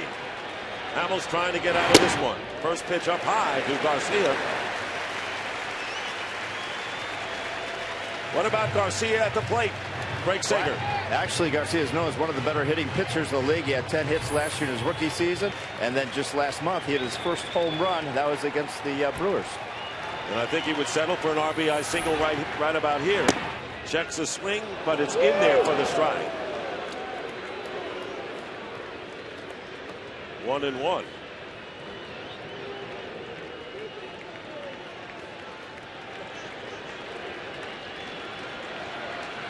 Hamels fully aware of Garcia's abilities at the plate. Fouled off, and it's 1-2 now to the Cardinal pitcher. Once again, Dick, in a scoreless game with a runner in scoring position, I don't care if it's the worst hitting pitcher in the history of baseball. You're going to bear down, try to make your best pitches right now. Cardinals have left 4 in scoring position in this game.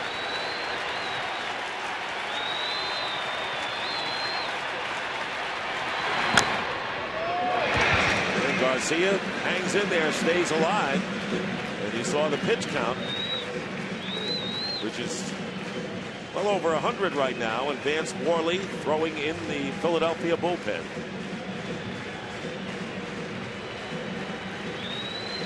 Next pitch will be number 116 from the left-hander.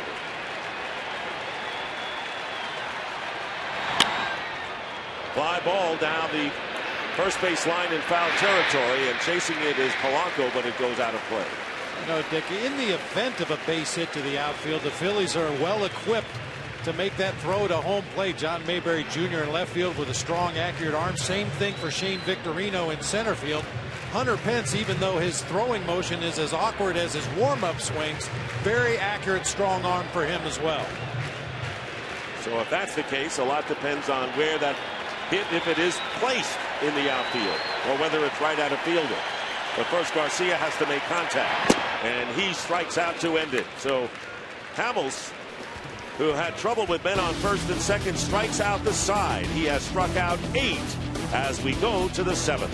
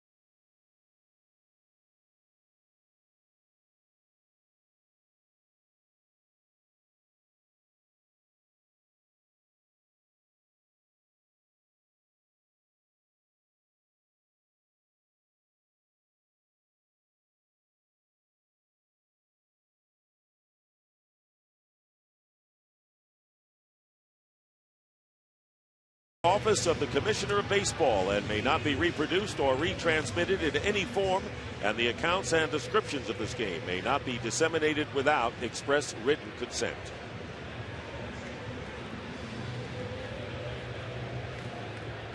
No runs, 3 hits, no errors for the Phillies. No runs, 5 hits, and no errors for the Cardinals. Shane Victorino, John Mayberry, and Placido Polanco facing Jaime Garcia here in the 7th inning. Victorino 0 for 2, fly to center and bounce to third. 1-0 the count to Victorino.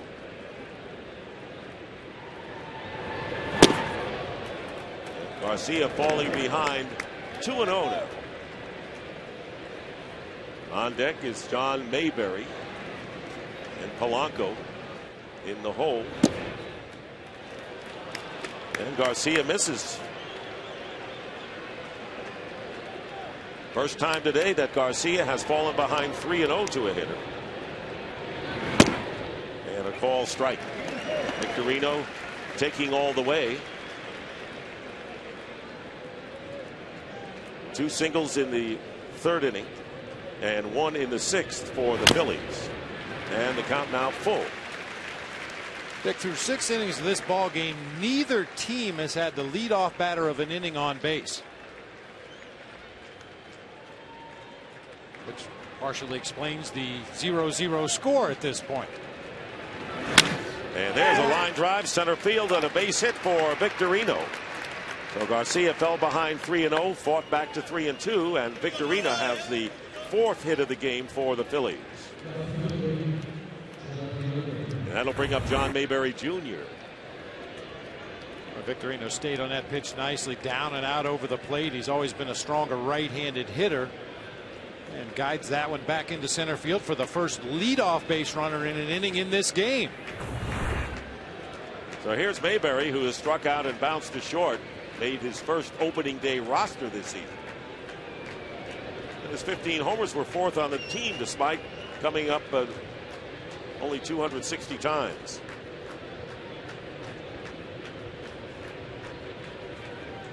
And taking time. Victorino a threat to go. Victorino's a threat to run. I don't think there's any chance Mayberry will be asked to put down a sacrifice bunt. He didn't put one down all year, and Charlie Manuel is not a big fan of giving away outs. And the ball getting by Molina, and Victorino takes the big turn at second. So they didn't have to worry about sending the runner, as the Phillies now, with nobody out, have a runner in scoring position. It's a low fastball that Molina just doesn't get his glove down in time. I find it hard to believe there would have been a cross up there with no runner at second base, but that is highly unusual to see a ball get through Yadier Molina. And they charge him with a pass ball. Now Victorino on at second, and the count 1-0 to Mayberry. Phillies with a big opportunity here in the 7th. 1-1 to Mayberry.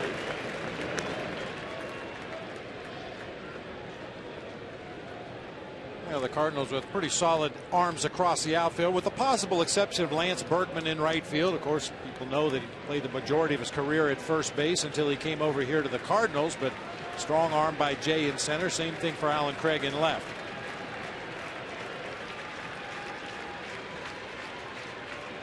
Checking Victorino at second, and there's a line drive to right field.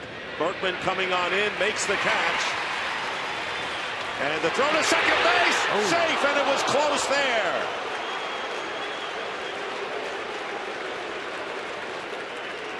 They snuck behind Victorino and very nearly got a double play on this one.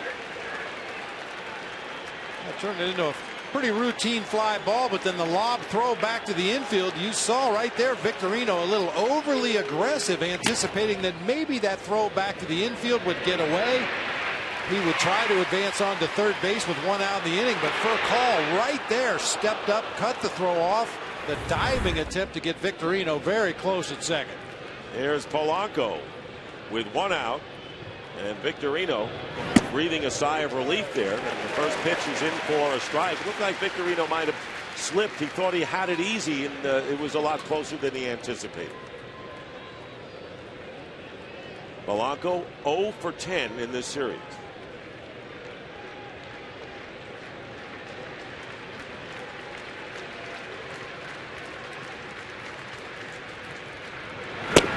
And the pitch up high. Cardinals with bullpen activity.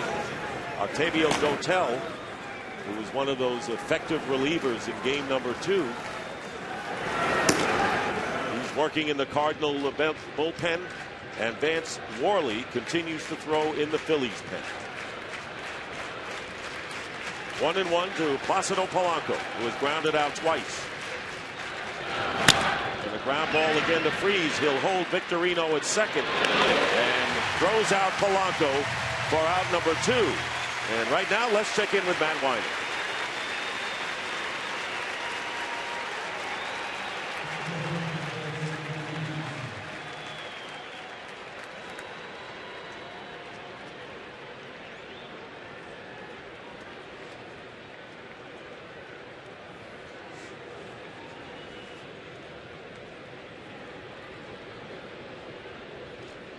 All right, Matt, thank you very much. It's interesting, Bob, that the Phillies are locked in a series that will go at least 4, and the Brewers have an opportunity to advance with a win tonight. You'd always prefer to wrap it up as quickly as possible for obvious reasons. You have to really extend in this series, as you said, at least a 4-game series here. Carlos Ruiz will be walked intentionally. And they'll pitch to the pitcher spot, and we'll have a pinch hitter, Ben Francisco.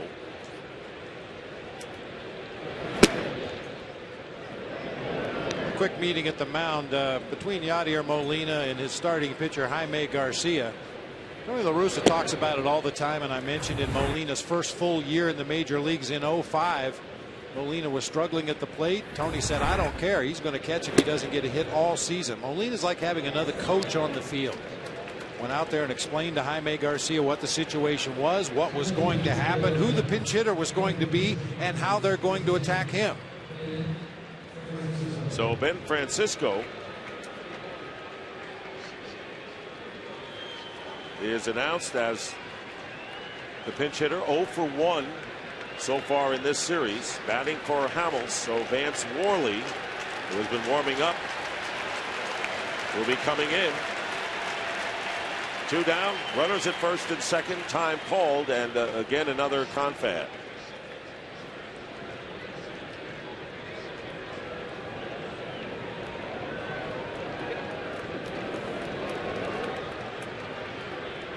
Phillies left a man in scoring position last inning as a result of the wild pitch, Chase Utley, and a pass ball getting Victorino to second, and then the intentional walk, and the first pitch to Francisco is down low for ball 1.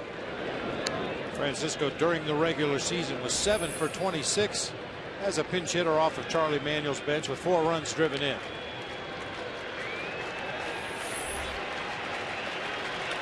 Pitch number 92 forthcoming.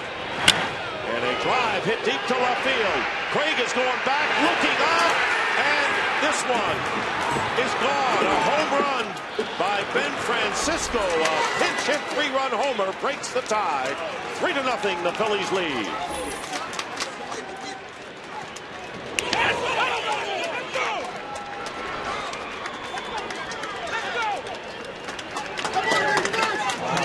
Very quiet in the ballpark here, Dick. The only noise is coming out of that third base dugout.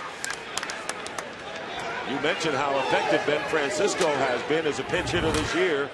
What a timely drive here.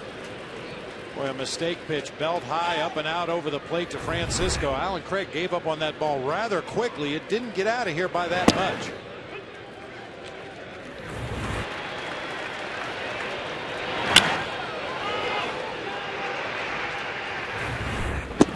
And Jimmy Rollins now with the count 1 ball and 1 strike. Silence here in St. Louis as the Phillies have taken a 3-0 lead. Ben Francisco had 6 home runs on the year, but none since May the 25th. And this ball down the line is foul, and it's 1-2 to Rollins.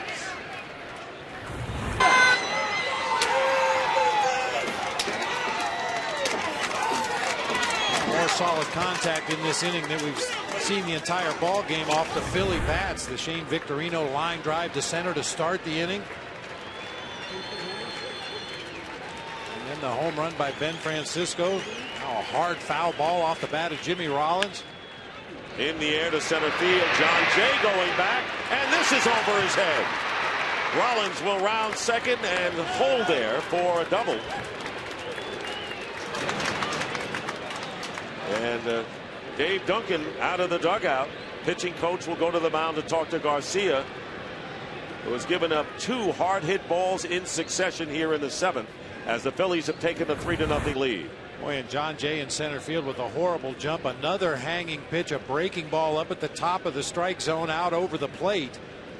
Jay got a very late start on that ball in center field and then just could not catch up even with his speed.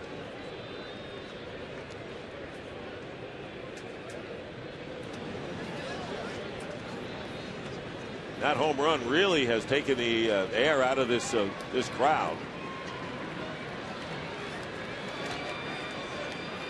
The Phillies taking a 3-0 lead. They've known how to win the tough games on the road this year. And here's Chase Utley. That's the 3rd hit of the inning off of Garcia. Phillies had only 3 hits in the game coming into this 7th.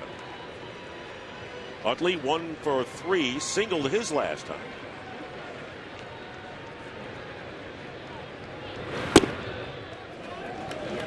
Ball 1 to Utley.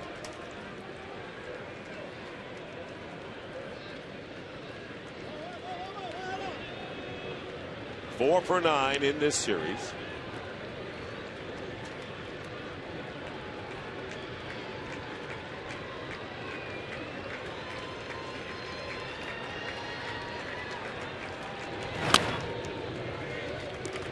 One and one. And some signs of fatigue from Jaime Garcia. Everything is up, belt high or near the top of the strike zone. Breaking pitches, fastballs, everything is elevated here as this inning progresses. Again, Garcia, who hasn't pitched deep into games most of the time this year. There goes the runner to third, and walking into third is Rollins. The pitch is a strike, 2-1.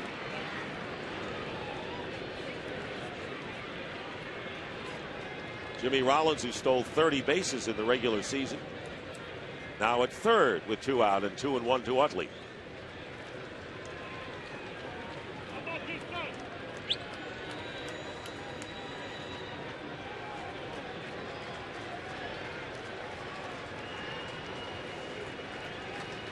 Correction, the count 2-2. Jerry Lane signaling the scoreboard. Here's Terrio, and that'll do it, but the damage is done. Ben Francisco smashes a 3-run homer to left center field, breaking the scoreless tie as the Phillies now lead the Cardinals 3-0 in the middle of the 7th.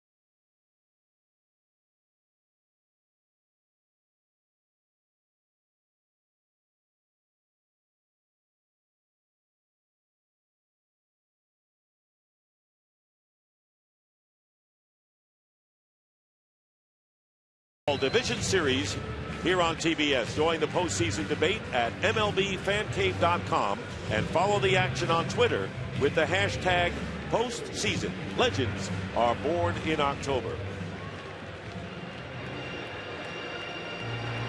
Ben Francisco, who joined the Phillies 2 years ago in a trade with the Indians that also brought them Cliff Lee.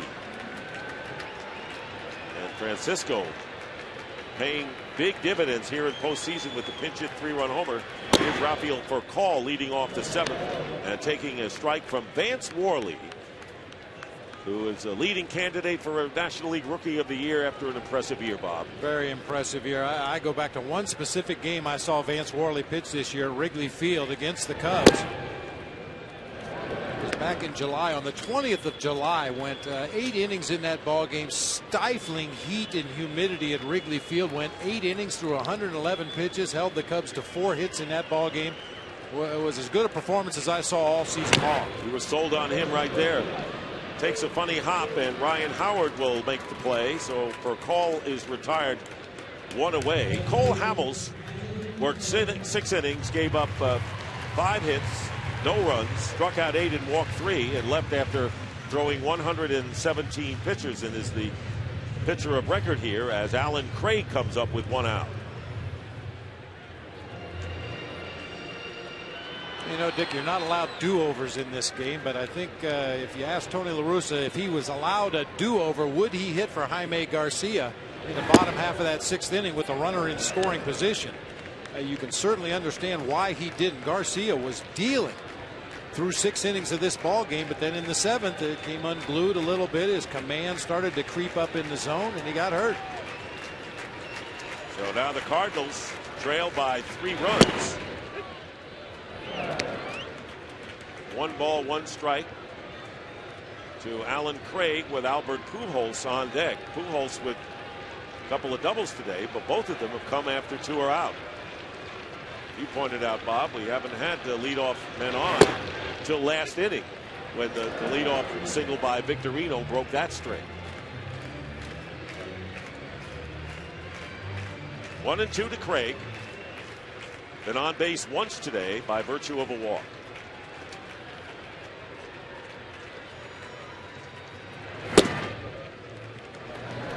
Two and 2 to Craig. Fernando Salas, who began that string of effective innings by the Cardinals bullpen on Sunday, is up and throwing.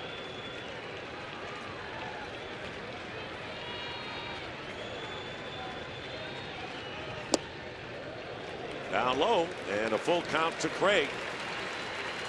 The Cardinals looking to battle back here. Salas. And they've got the big hitters to do it here in the 7th.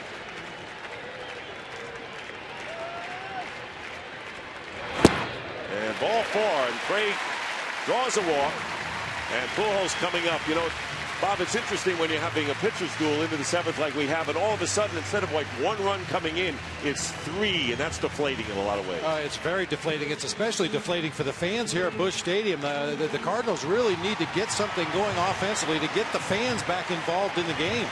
Well, they're trying to do it now. They have only 1 out with Pujols coming up, who has doubled twice. He is 2 for 3. And Lance Berkman on deck for St. Louis.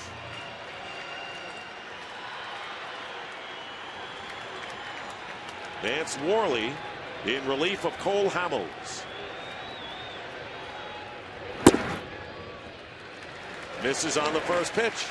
It's funny, Dick, I say that to get the fans back into the game. Well, the way to get the fans back into the game is lightning strike like the Phillies did with the home run off the bat of Ben Francisco. Got to give him something to cheer about. And there's a looper into short right field, and it's going to drop for a base hit.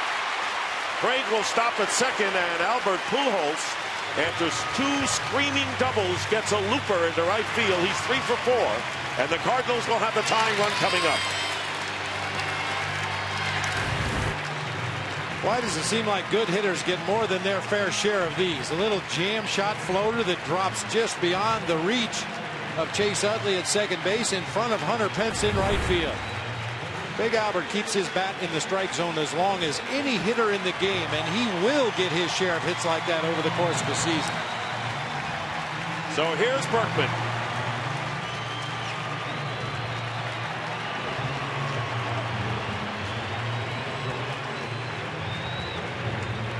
And Rich Doobie going to the mound. First time he's been out there today in a conference. At the mound with Berkman, who is 0 for 2, was hit by a pitch his first time up. While we have the moment, want to remind you, TBS October 18th. Prepare for nerd domination. Don't miss The Big Bang Theory, all new to TBS Tuesday, Wednesday, and Thursday night starting October 18th.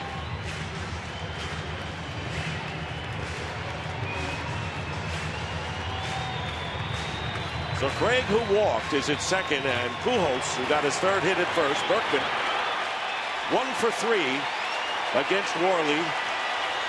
Tying run at the plate, and a ground ball. Utley will go to Rollins for the force, and that's all. Craig will advance to third, and Berkman is on a fielder's choice. For the second out here in the 7th, bringing up David Freese. Freese is 1 for 2 against Worley in their brief engagements.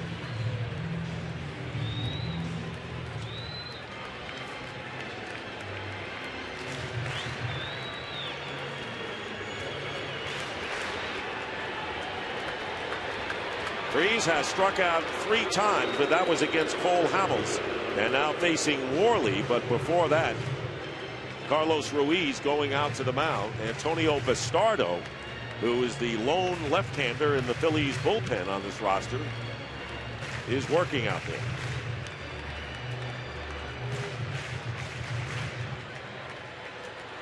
Well, no 3-run lead to start this game has been safe.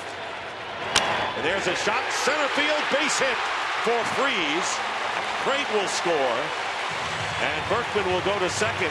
It's a 3-1 game, and now the tying runs are aboard with Molina coming to the plate.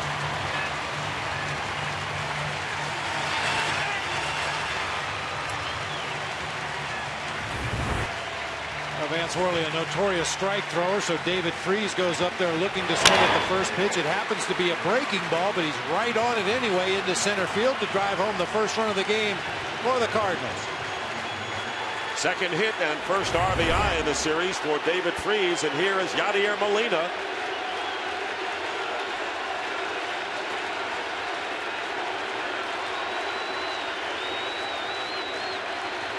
Molina is 0 for 3, fly to left, grounded to short, and struck out, but facing Worley for the first time.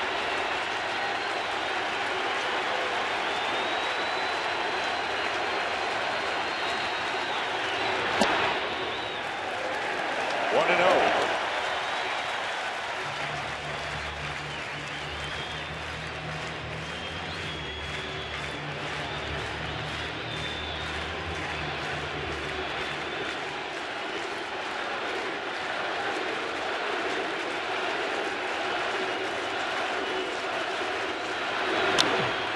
Fly ball to right field. Hunter Pence backing up, and that will do it. But the Cardinals get a run, and it's a 3-1 game as we go to the Phillies 8th inning.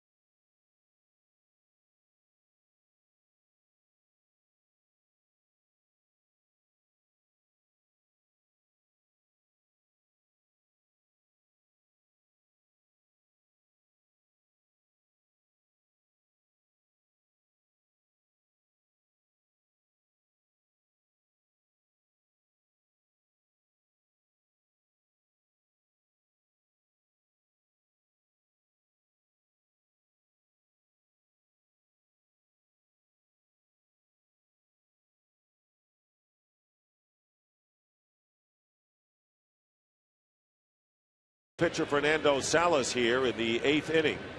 As the Cardinals manage to get 1 run back, it's 3-1, the Phillies in front. Salas is one of 6 relievers who pitched superbly in game 2. 2 innings, retired all 6 batters he faced. Hunter Pence, who was a strikeout victim in game 2. Strike 1 to him here. Pence 0 for 2 with an intentional walk. Fastball, slider, changeup combination from Fernando Salas. The changeup by far his best pitch.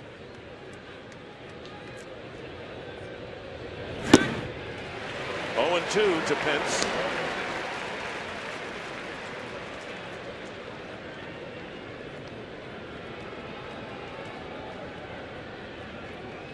Pence followed by Howard and Victorino. None of them have had success against Fernando Salas, who is a 26-year-old right-hander out of Mexico. He was the Cardinals' closer from mid-April into August. Ended up with 24 saves, but only a couple after mid-August. 2-2 now to Pence. Phillies leading 3-1. Ben Francisco with a booming 3-run pinch homer last inning off of Jaime Garcia, who gave up the 3 runs and 6 hits in the 7 innings he worked. Out to right field, Berkman coming over toward the line, makes the catch. Pence is retired, 1 out. Ryan Howard coming up. Right now, let's take a look at our Goodyear superior performance, and we need to look no farther than the Cardinals bullpen in game number 2. It took a big cast of characters, 6 pitchers used. Only Jake Westbrook was not used out of the Cardinals bullpen. They pitched 6 strong innings, gave up only 1 hit. And that's when the Cardinals bullpen is at their best. Nobody was overextended. Salas went 2 innings in that game. Everybody else was either matched up against a righty, a lefty, or 1 inning at a time. If you overextend these Cardinal relievers, that's occasionally when they can get in trouble, when you match them up against guys that they struggle against. But Tony was able to use them in an orderly fashion, and they did the job.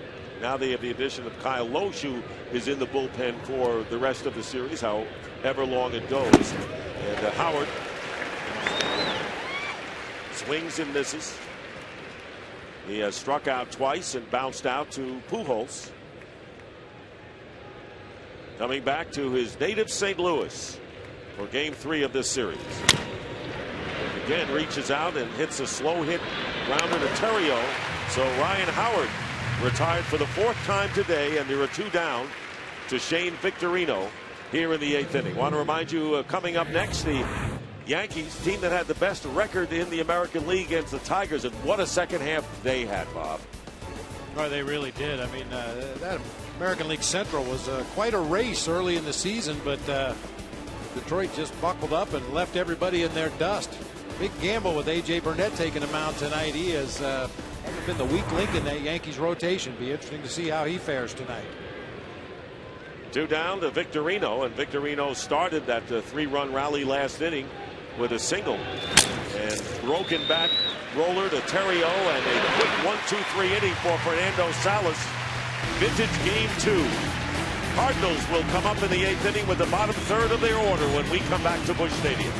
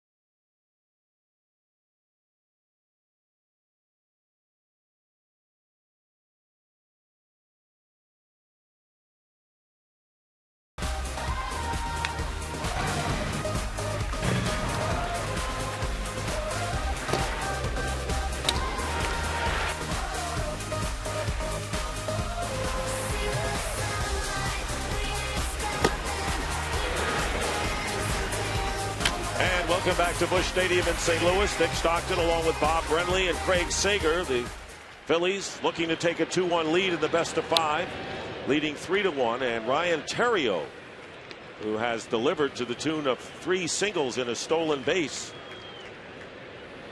tonight, fouls off the first pitch against Vance Worley.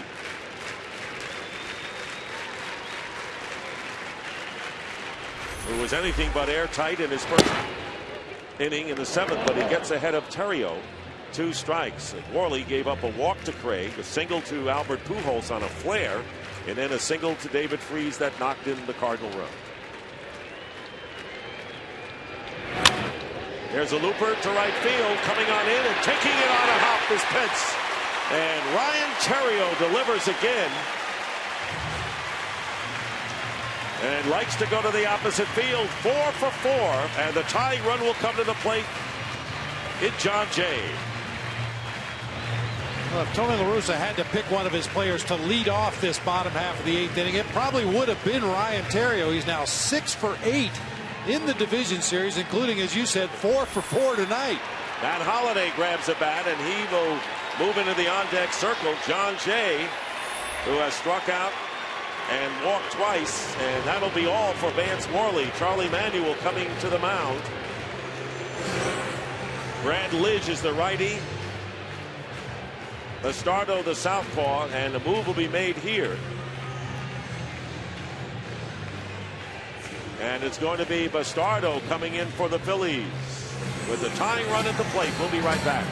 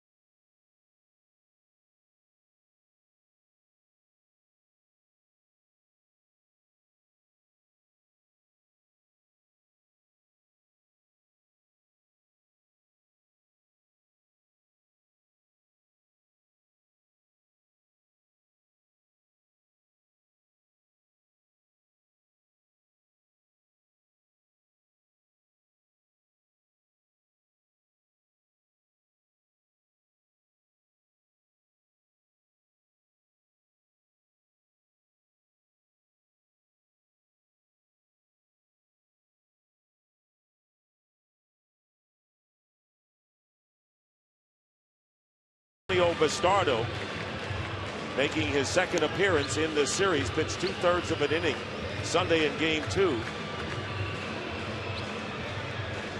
Struck out for call and made 64 appearances during the regular season.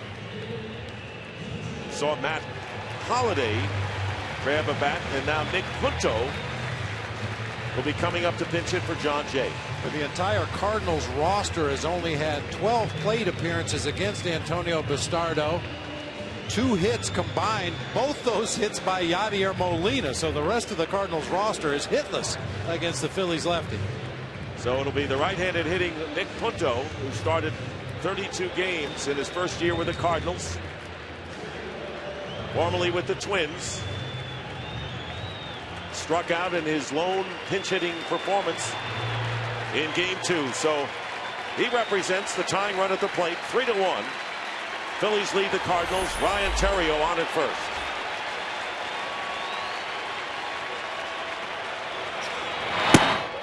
First pitch, ball 1 inside.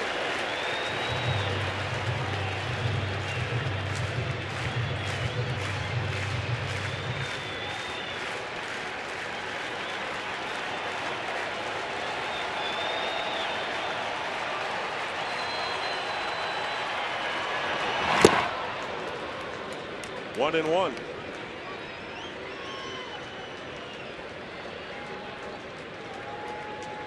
The starter, 26 years old, from the Dominican Republic, had a 1.38 earned run average on September 1st and finished just under 2.7. 2-1 now to Punto.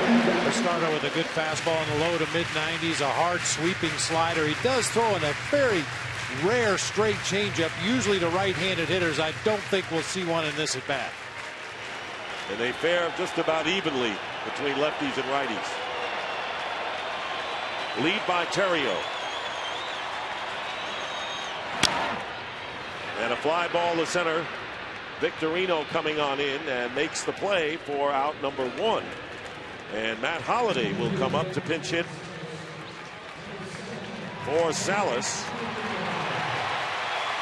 And Charlie Manuel coming out. He has Brad Lidge ready to come in. Jason Mott has been throwing for the Cardinals as well. And Manuel is going to go to Lidge to face Holliday. With 1 out and 1 on, and a 3-1 Phillies lead here in the bottom of the 8th inning. High drama in St. Louis in Game 3 of our series.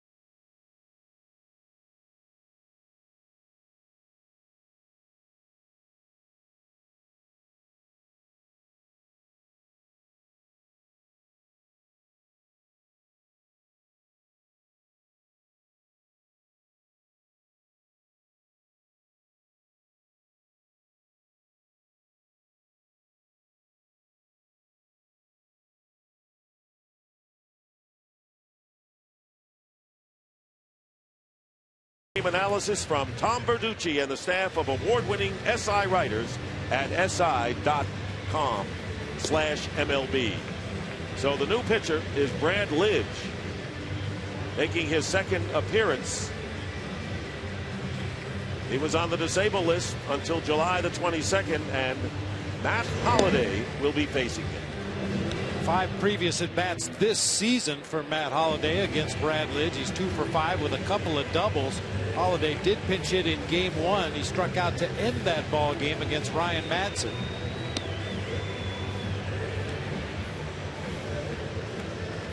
So here comes Matt Holliday, and Cardinals deciding to keep him on the roster. He has not started a game. Hit .296 this year with 22 homers and 75 RBIs. That's a lot of production that the Cardinals don't have in their lineup. Well, they're a much better team when he's in the lineup, no question about it. Gives him some length in that lineup, gives some protection to the guys hitting in front of him. He's on base for the guys hitting behind him. And represents the tying run at the plate. First pitch in for the strike. Slider mania from Brad Lidge. He throws his slider about 72% of the time. Also has a fastball in the high 80s, low 90s, but when he's in trouble, he goes to that slider. Terrio, who led off with a single with the lead at first. And a ground ball, base hit to left field for Holliday. So the pinch hitter delivers, and going to second is Terrio. And the Cardinals have the tying runs on base with the top of the order for Call coming up. I think in an odd kind of way, that was a perfect matchup for Holiday, given the hand injury that he has. Brad Lidge throwing off-speed pitches that were moving away from him.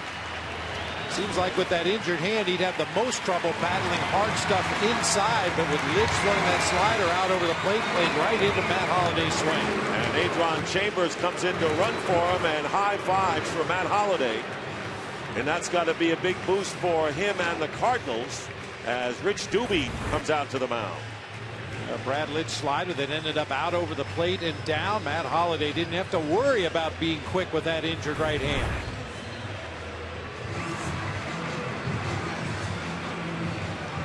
Well, the Cardinals with runners at first and second. Still only one out, and Rafael Furcal. Furcal, the switch hitter, with a triple and an RBI single in game 2. But only 1 for 14 against Brad Lidge. But that one hit was a home run.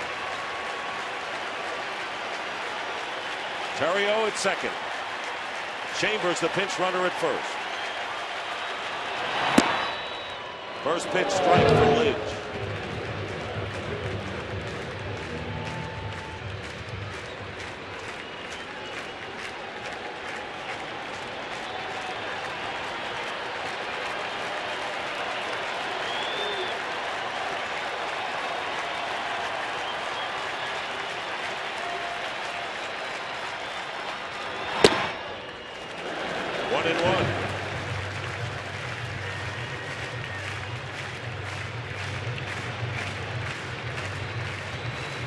Cardinals have threatened today. They have left 6 men in scoring position. There is Chambers, pinch running at first for Holliday, who delivered the pinch hit single. And Terrio with the lead at second. Drilled foul into the box seats down the first base line. 1-2.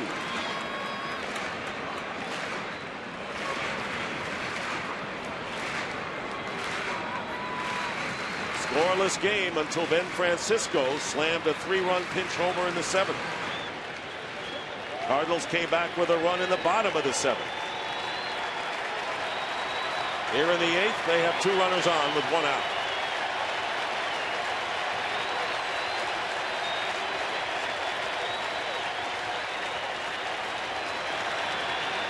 Time called. Alan Craig is on deck for the Cardinals.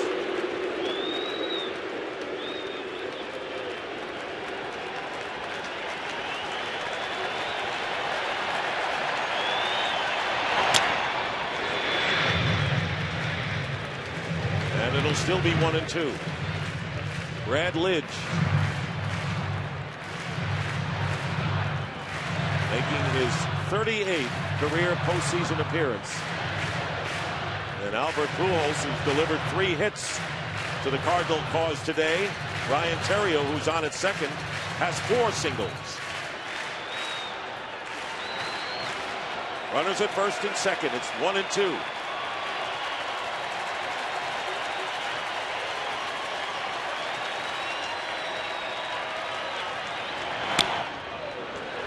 And Furcal continues to make contact and stays alive. And again, Ruiz going to the mound to talk to Lidge with the count 1-2. You may notice Carlos Ruiz not hanging signs the way a catcher normally would do. Brad Lidge apparently has trouble seeing those fingers, maybe some shadows around the plate area. So Carlos Ruiz touching various spots on his shoulders, his shins, the middle of his chest protector, his mask. It all means something to Brad Lidge.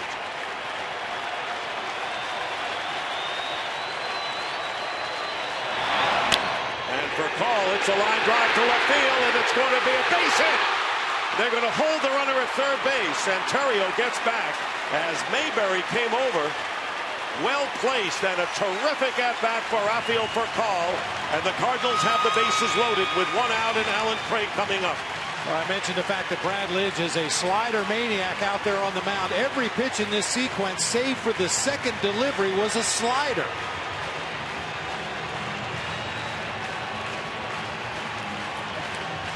Ryan Madson,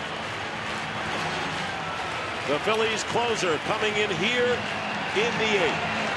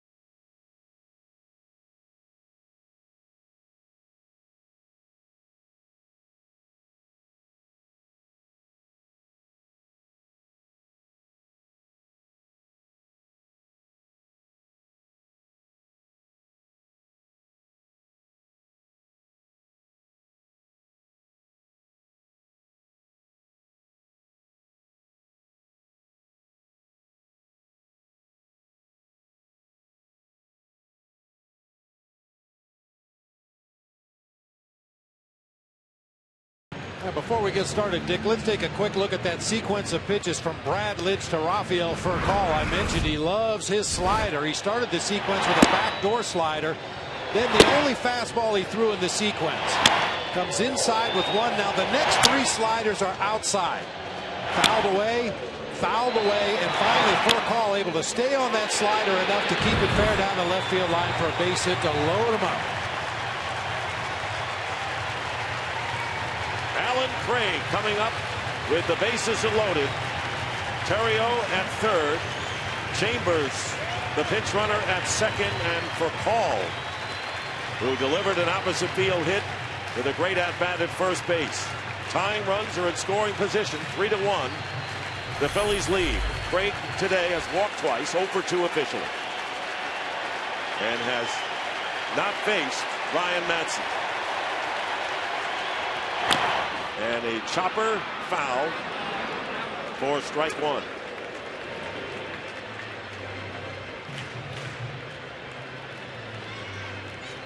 Madson is the fifth pitcher of the game.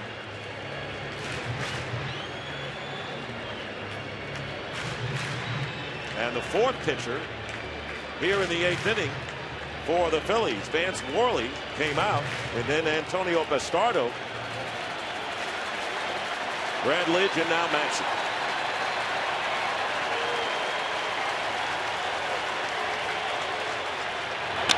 And Craig, short hops to Utley. The throw to first, double play, and the Phillies get out of the inning.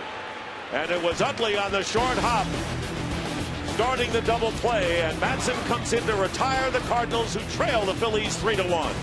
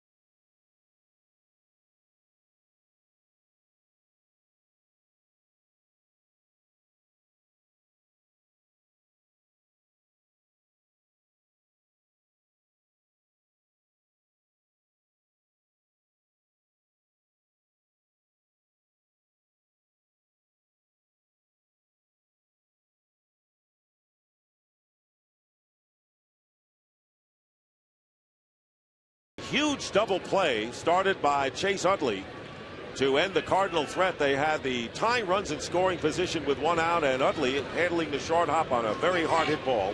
And now the Phillies batting in the 9th inning against Jason Mott. Mayberry 0 for 3, struck out, bounced to shortstop, and flied to right field. Takes a strike. As much as Brad Lidge likes his slider, Jason Mott loves his fastball. Four-seamer in the upper 90s. He also throws a cutter in the low 90s.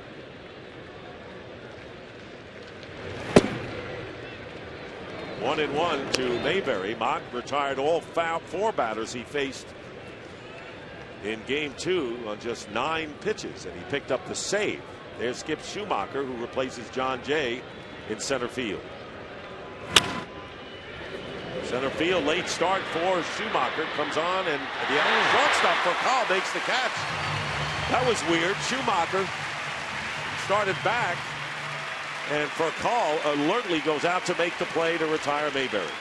Well, speaking of nice defensive plays, you mentioned Schumacher broke back Rafael Furcal, the only Cardinal that had a chance to make a play here. That's a fine over-the-shoulder running catch. Speaking of good defense, Chase Utley takes this one-hop shot off the bat of Alan Craig, decides to take it himself at second base and not risk the shovel toss onto Jimmy Rollins. And we mentioned it earlier in the game. The Cardinals led the world in grounding into double plays this year. None more costly than that one. No question there. And there's one away to Polanco, who is 0 for 3 and 0 for 11 in the series.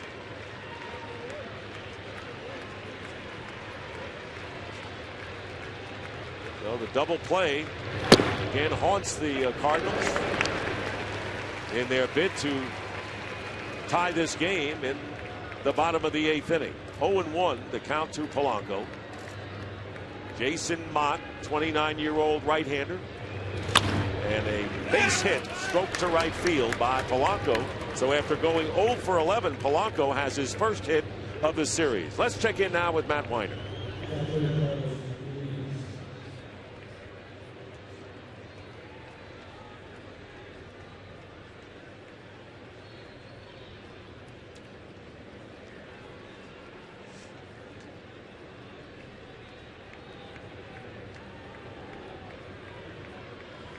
All right, Matt, a lot of action still to follow on TBS's coverage on TNT and TBS of this postseason division series. And the first pitch to Carlos Ruiz is taken for a ball 1-0. Here's the pitching matchup, Burnett against Porcello.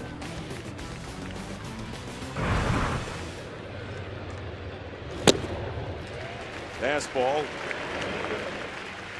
Way behind that was Ruiz, and the count 1-1. Looking ahead to the bottom of the 9th inning, the Cardinals will have the heart of their order. Albert Pujols, Lance Berkman, David Freese to face Ryan Madson.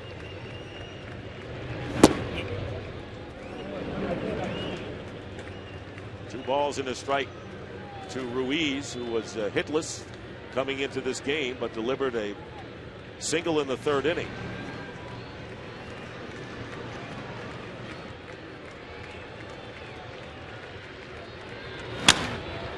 Into center field, Schumacher coming on in and does not make the play. It is trapped.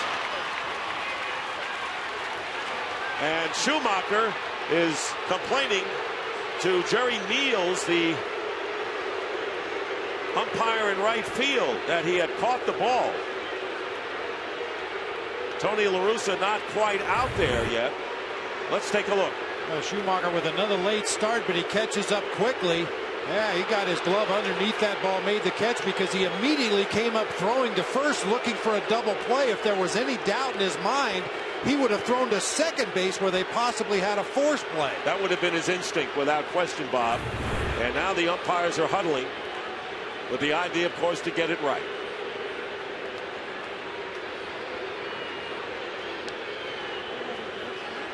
Well, the question is, did any one of the other 5 umpires have a definitive look at the play, and there is no question in their mind that a catch was made. Otherwise, this will not be overturned. You're right. Players have a tendency, they go by instincts. And I don't think Schumacher wanted to fool anyone to say, well, I made the catch, if he knew he could get a force, and they ruled that he made the catch. Great job by the umpiring crew. They got it right. As the replay showed, they don't have the benefit of replay. They see it as it happens. And here's Charlie Manuel coming out. We've seen it several times already. No question, Skip Schumacher gets his glove underneath the baseball as he slides on the turf in right center field. And then the real telling part of the play for me was when he came up out of his slide and immediately fired to first base, hoping to double off the runner who was halfway between first and second. Any question in his mind whatsoever, he would have thrown to second to try to get the force play on the runner who was halfway. Charlie Manuel does not like the final decision here, and tells Jerry Lane so. But it'll go as an out. Good play made by Schumacher in right center field for the second out.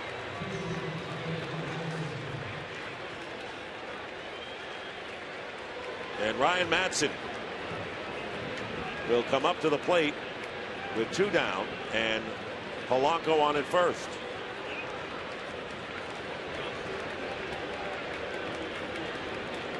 And because of the fact that they reviewed it amongst themselves, the runner allowed to come back to first base.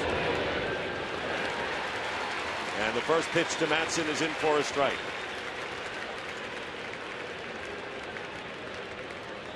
Well, that's not a reviewable play under the rules of Major League Baseball the way they stand right now, but it is, you know, a pat on the back to the umpires for getting it right. Get together. You've got 6 sets of eyes out there. Why not use all 6 of them and hopefully get the call right? Jason Mott, the runner, goes, and Madson strikes out, and that'll do it. And we'll go to the bottom of the 9th inning. Albert Pujols, Lance Berkman, and David Freese to face Ryan Madson. 3-1, the Phillies in front.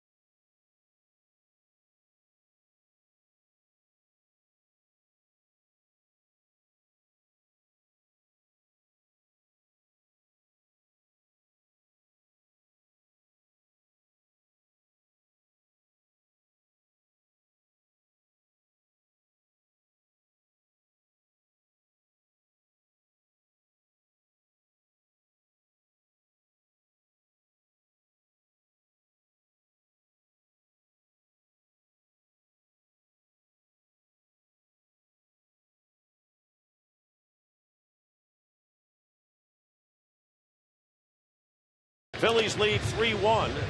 And coming up in the bottom of the 9th inning for the Cardinals, Albert Pujols will lead off Lance Berkman and David Freese against Ryan Madson, who will attempt a 5-out save. Of course, 2 of them came on the inning double play in the 8th inning. So here's Pujols, 3 for 4 with 2 doubles.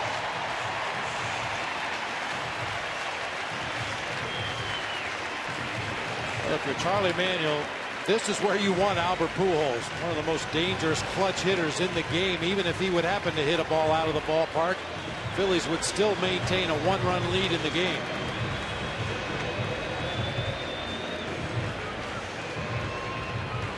And Madson has not had a save this year that went more than 3 outs. So this is uncharted territory for him. And a line drive down the left field line. Base hit.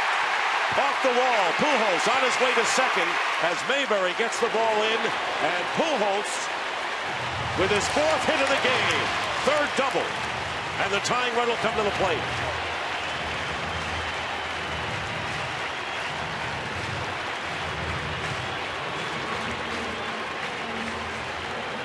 Lance Berkman.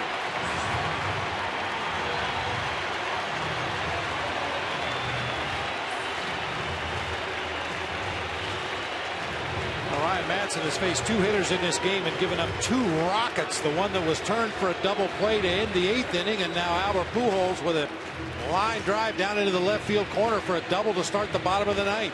And Lance Berkman, who is 3 for 9 in his career against Ryan Madson, representing the tying run at the plate. Nobody out.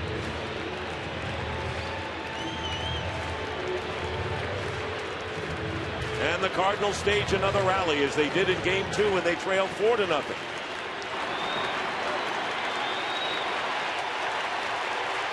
Phillies trying to shut it down and take the 2-1 lead. Swing and a miss, strike 1. We'll expect to see a lot of those straight changeups from Ryan Madson. When a pitcher gets into a jam, he's going to go to his bread and butter pitch, and for Madson, that's the straight changeup.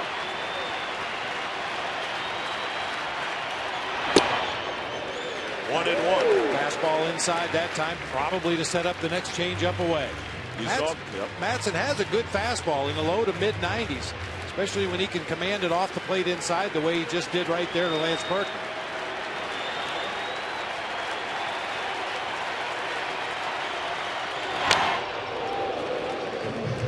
Doubled up with the fastball that time. What does it mean for a reliever like Madson who's not had to go more than 3 outs for a save? I don't think it means anything this time of year, to tell you the truth, Dick. You know, he came into a jam with the bases loaded. That's something he's unaccustomed to, and he was able to get out of that jam. This is very familiar for him, starting an inning with nobody on, nobody out.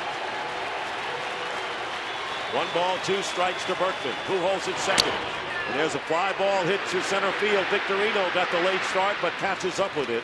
And Berkman is retired for the first out here in the 9th inning. Pujols goes back to second, and David Freese comes to the plate.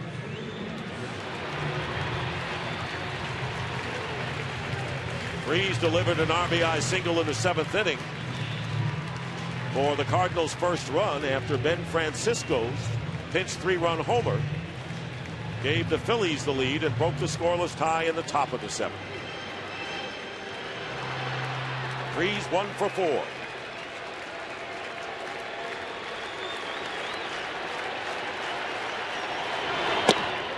There's a strike on the inside edge.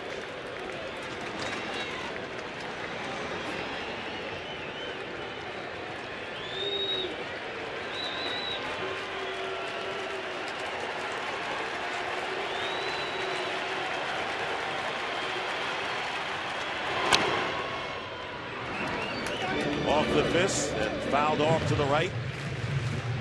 Madson is ahead of David Freese, 2 strikes. That's the effect that a good changeup will have on a hitter. That time David Freese extremely late on a fastball, fouled it down that first baseline. Well, you know Ryan Madson's going to use that changeup a lot. Sometimes he puts you to sleep, makes you forget about the fastball.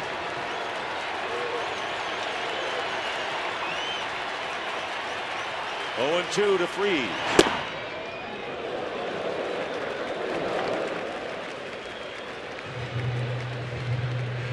Woo. Snuck another fastball in there that time. Freese was not ready for it.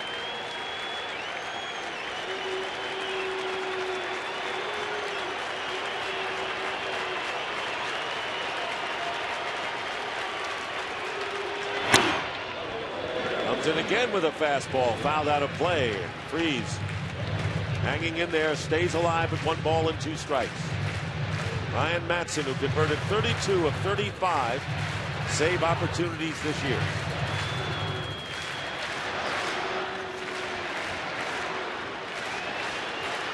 Cole Hamels, who started this game and worked 6 innings.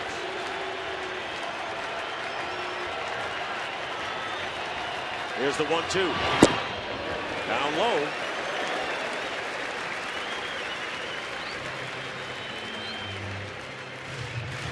Molina on deck.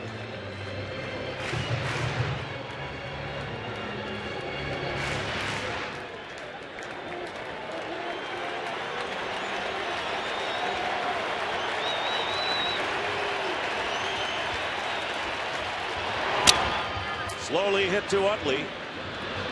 And makes the play to retire Freeze for the second out here in the ninth inning as Albert Pujols goes to third. So with 2 out and a runner at third, here's Yadier Molina. Last chance for the Cardinals, who trailed by 2 runs.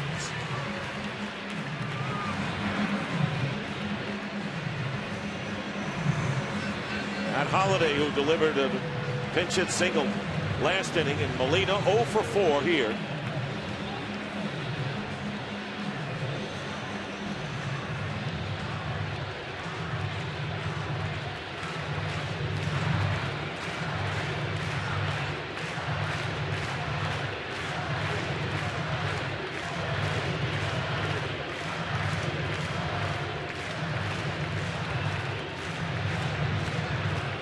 Now Victorino is moving back in center field for Molina, who is 2 for 11 in the series and 1 for 8 against Matson.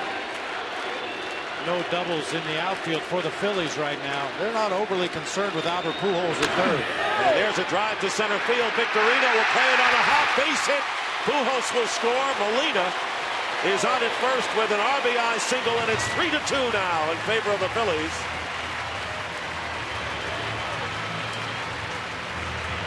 So Victorino moves back and Molina singles to center field. However, had Victorino been playing at a normal depth, that ball might have shot by him all the way to the wall, putting Molina into scoring position, representing the tying run. That's why you play no doubles defense in your outfield. Just enough slice on that ball. Had Victorino been playing at a normal depth, it had a chance to get by him all the way to the wall. Rich Doobie will go to the mound, and Kyle Loesch is going in to pinch run for Molina. And he represents the tying run at first with 2 out. And Ryan Theriot, who's had a perfect afternoon and evening, 4 for 4, all singles.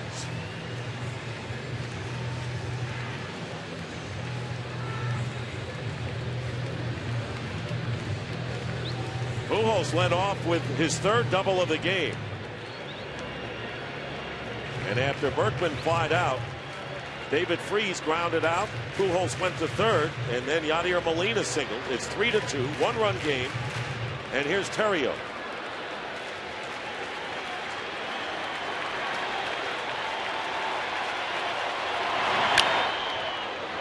Popped up and drifting foul out of play. Strike 1.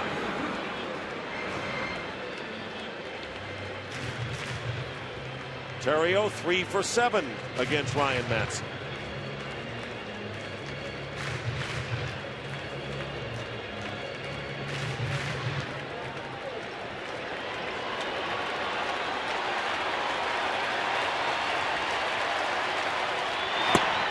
One and one.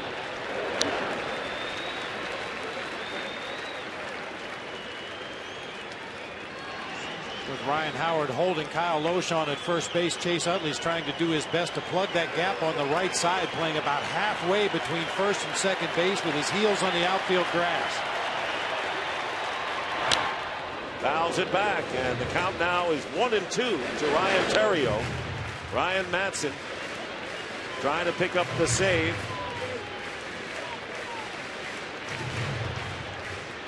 For Cole Hamels.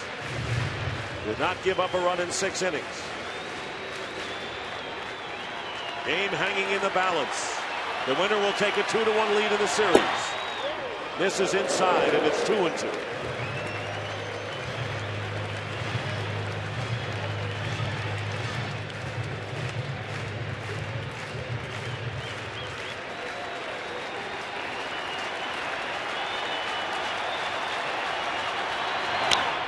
Staying alive.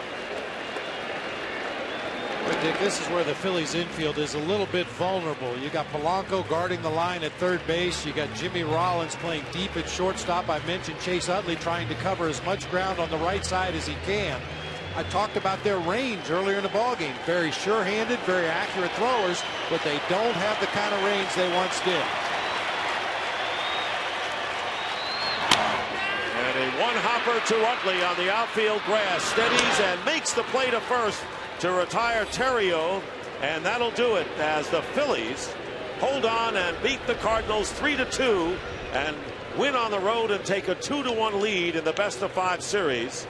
And tomorrow night it'll be Oswalt and Edwin Jackson, the pitching matchup, and Hamels gets the win, and Matson with a 5-out save and gets Terrio, who was retired for the first time after getting 4 singles. So a quiet and subdued Busch Stadium here in St. Louis.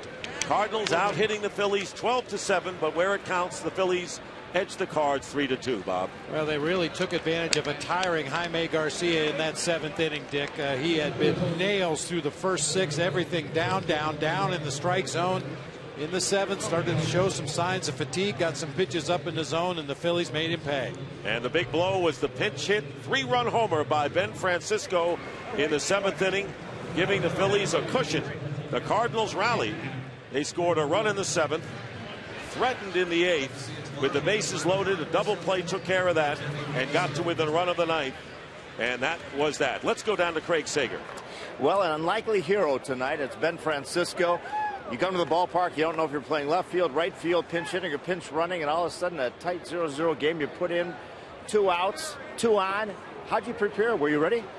Yeah, I knew the way the game was going, I was probably going to get in there to pinch it off the lefty. And, you know, got up there with runner scoring position. I was just trying to get a hit up the middle, and he left one up, and luckily got out of here. Not used to hitting a lot of home runs. His first one since May, but it's a big one. Back to you guys. All right, the final score. The Phillies beat the Cardinals 3-2 and take a 2-1 lead in the best-of-5 series. So for Bob Brenly and Craig Sager, Dick Stockton saying so long. We'll send you to Matt Weiner in Atlanta after this. TBS, your exclusive home for the entire 2011 Division Series and the National League Championship Series.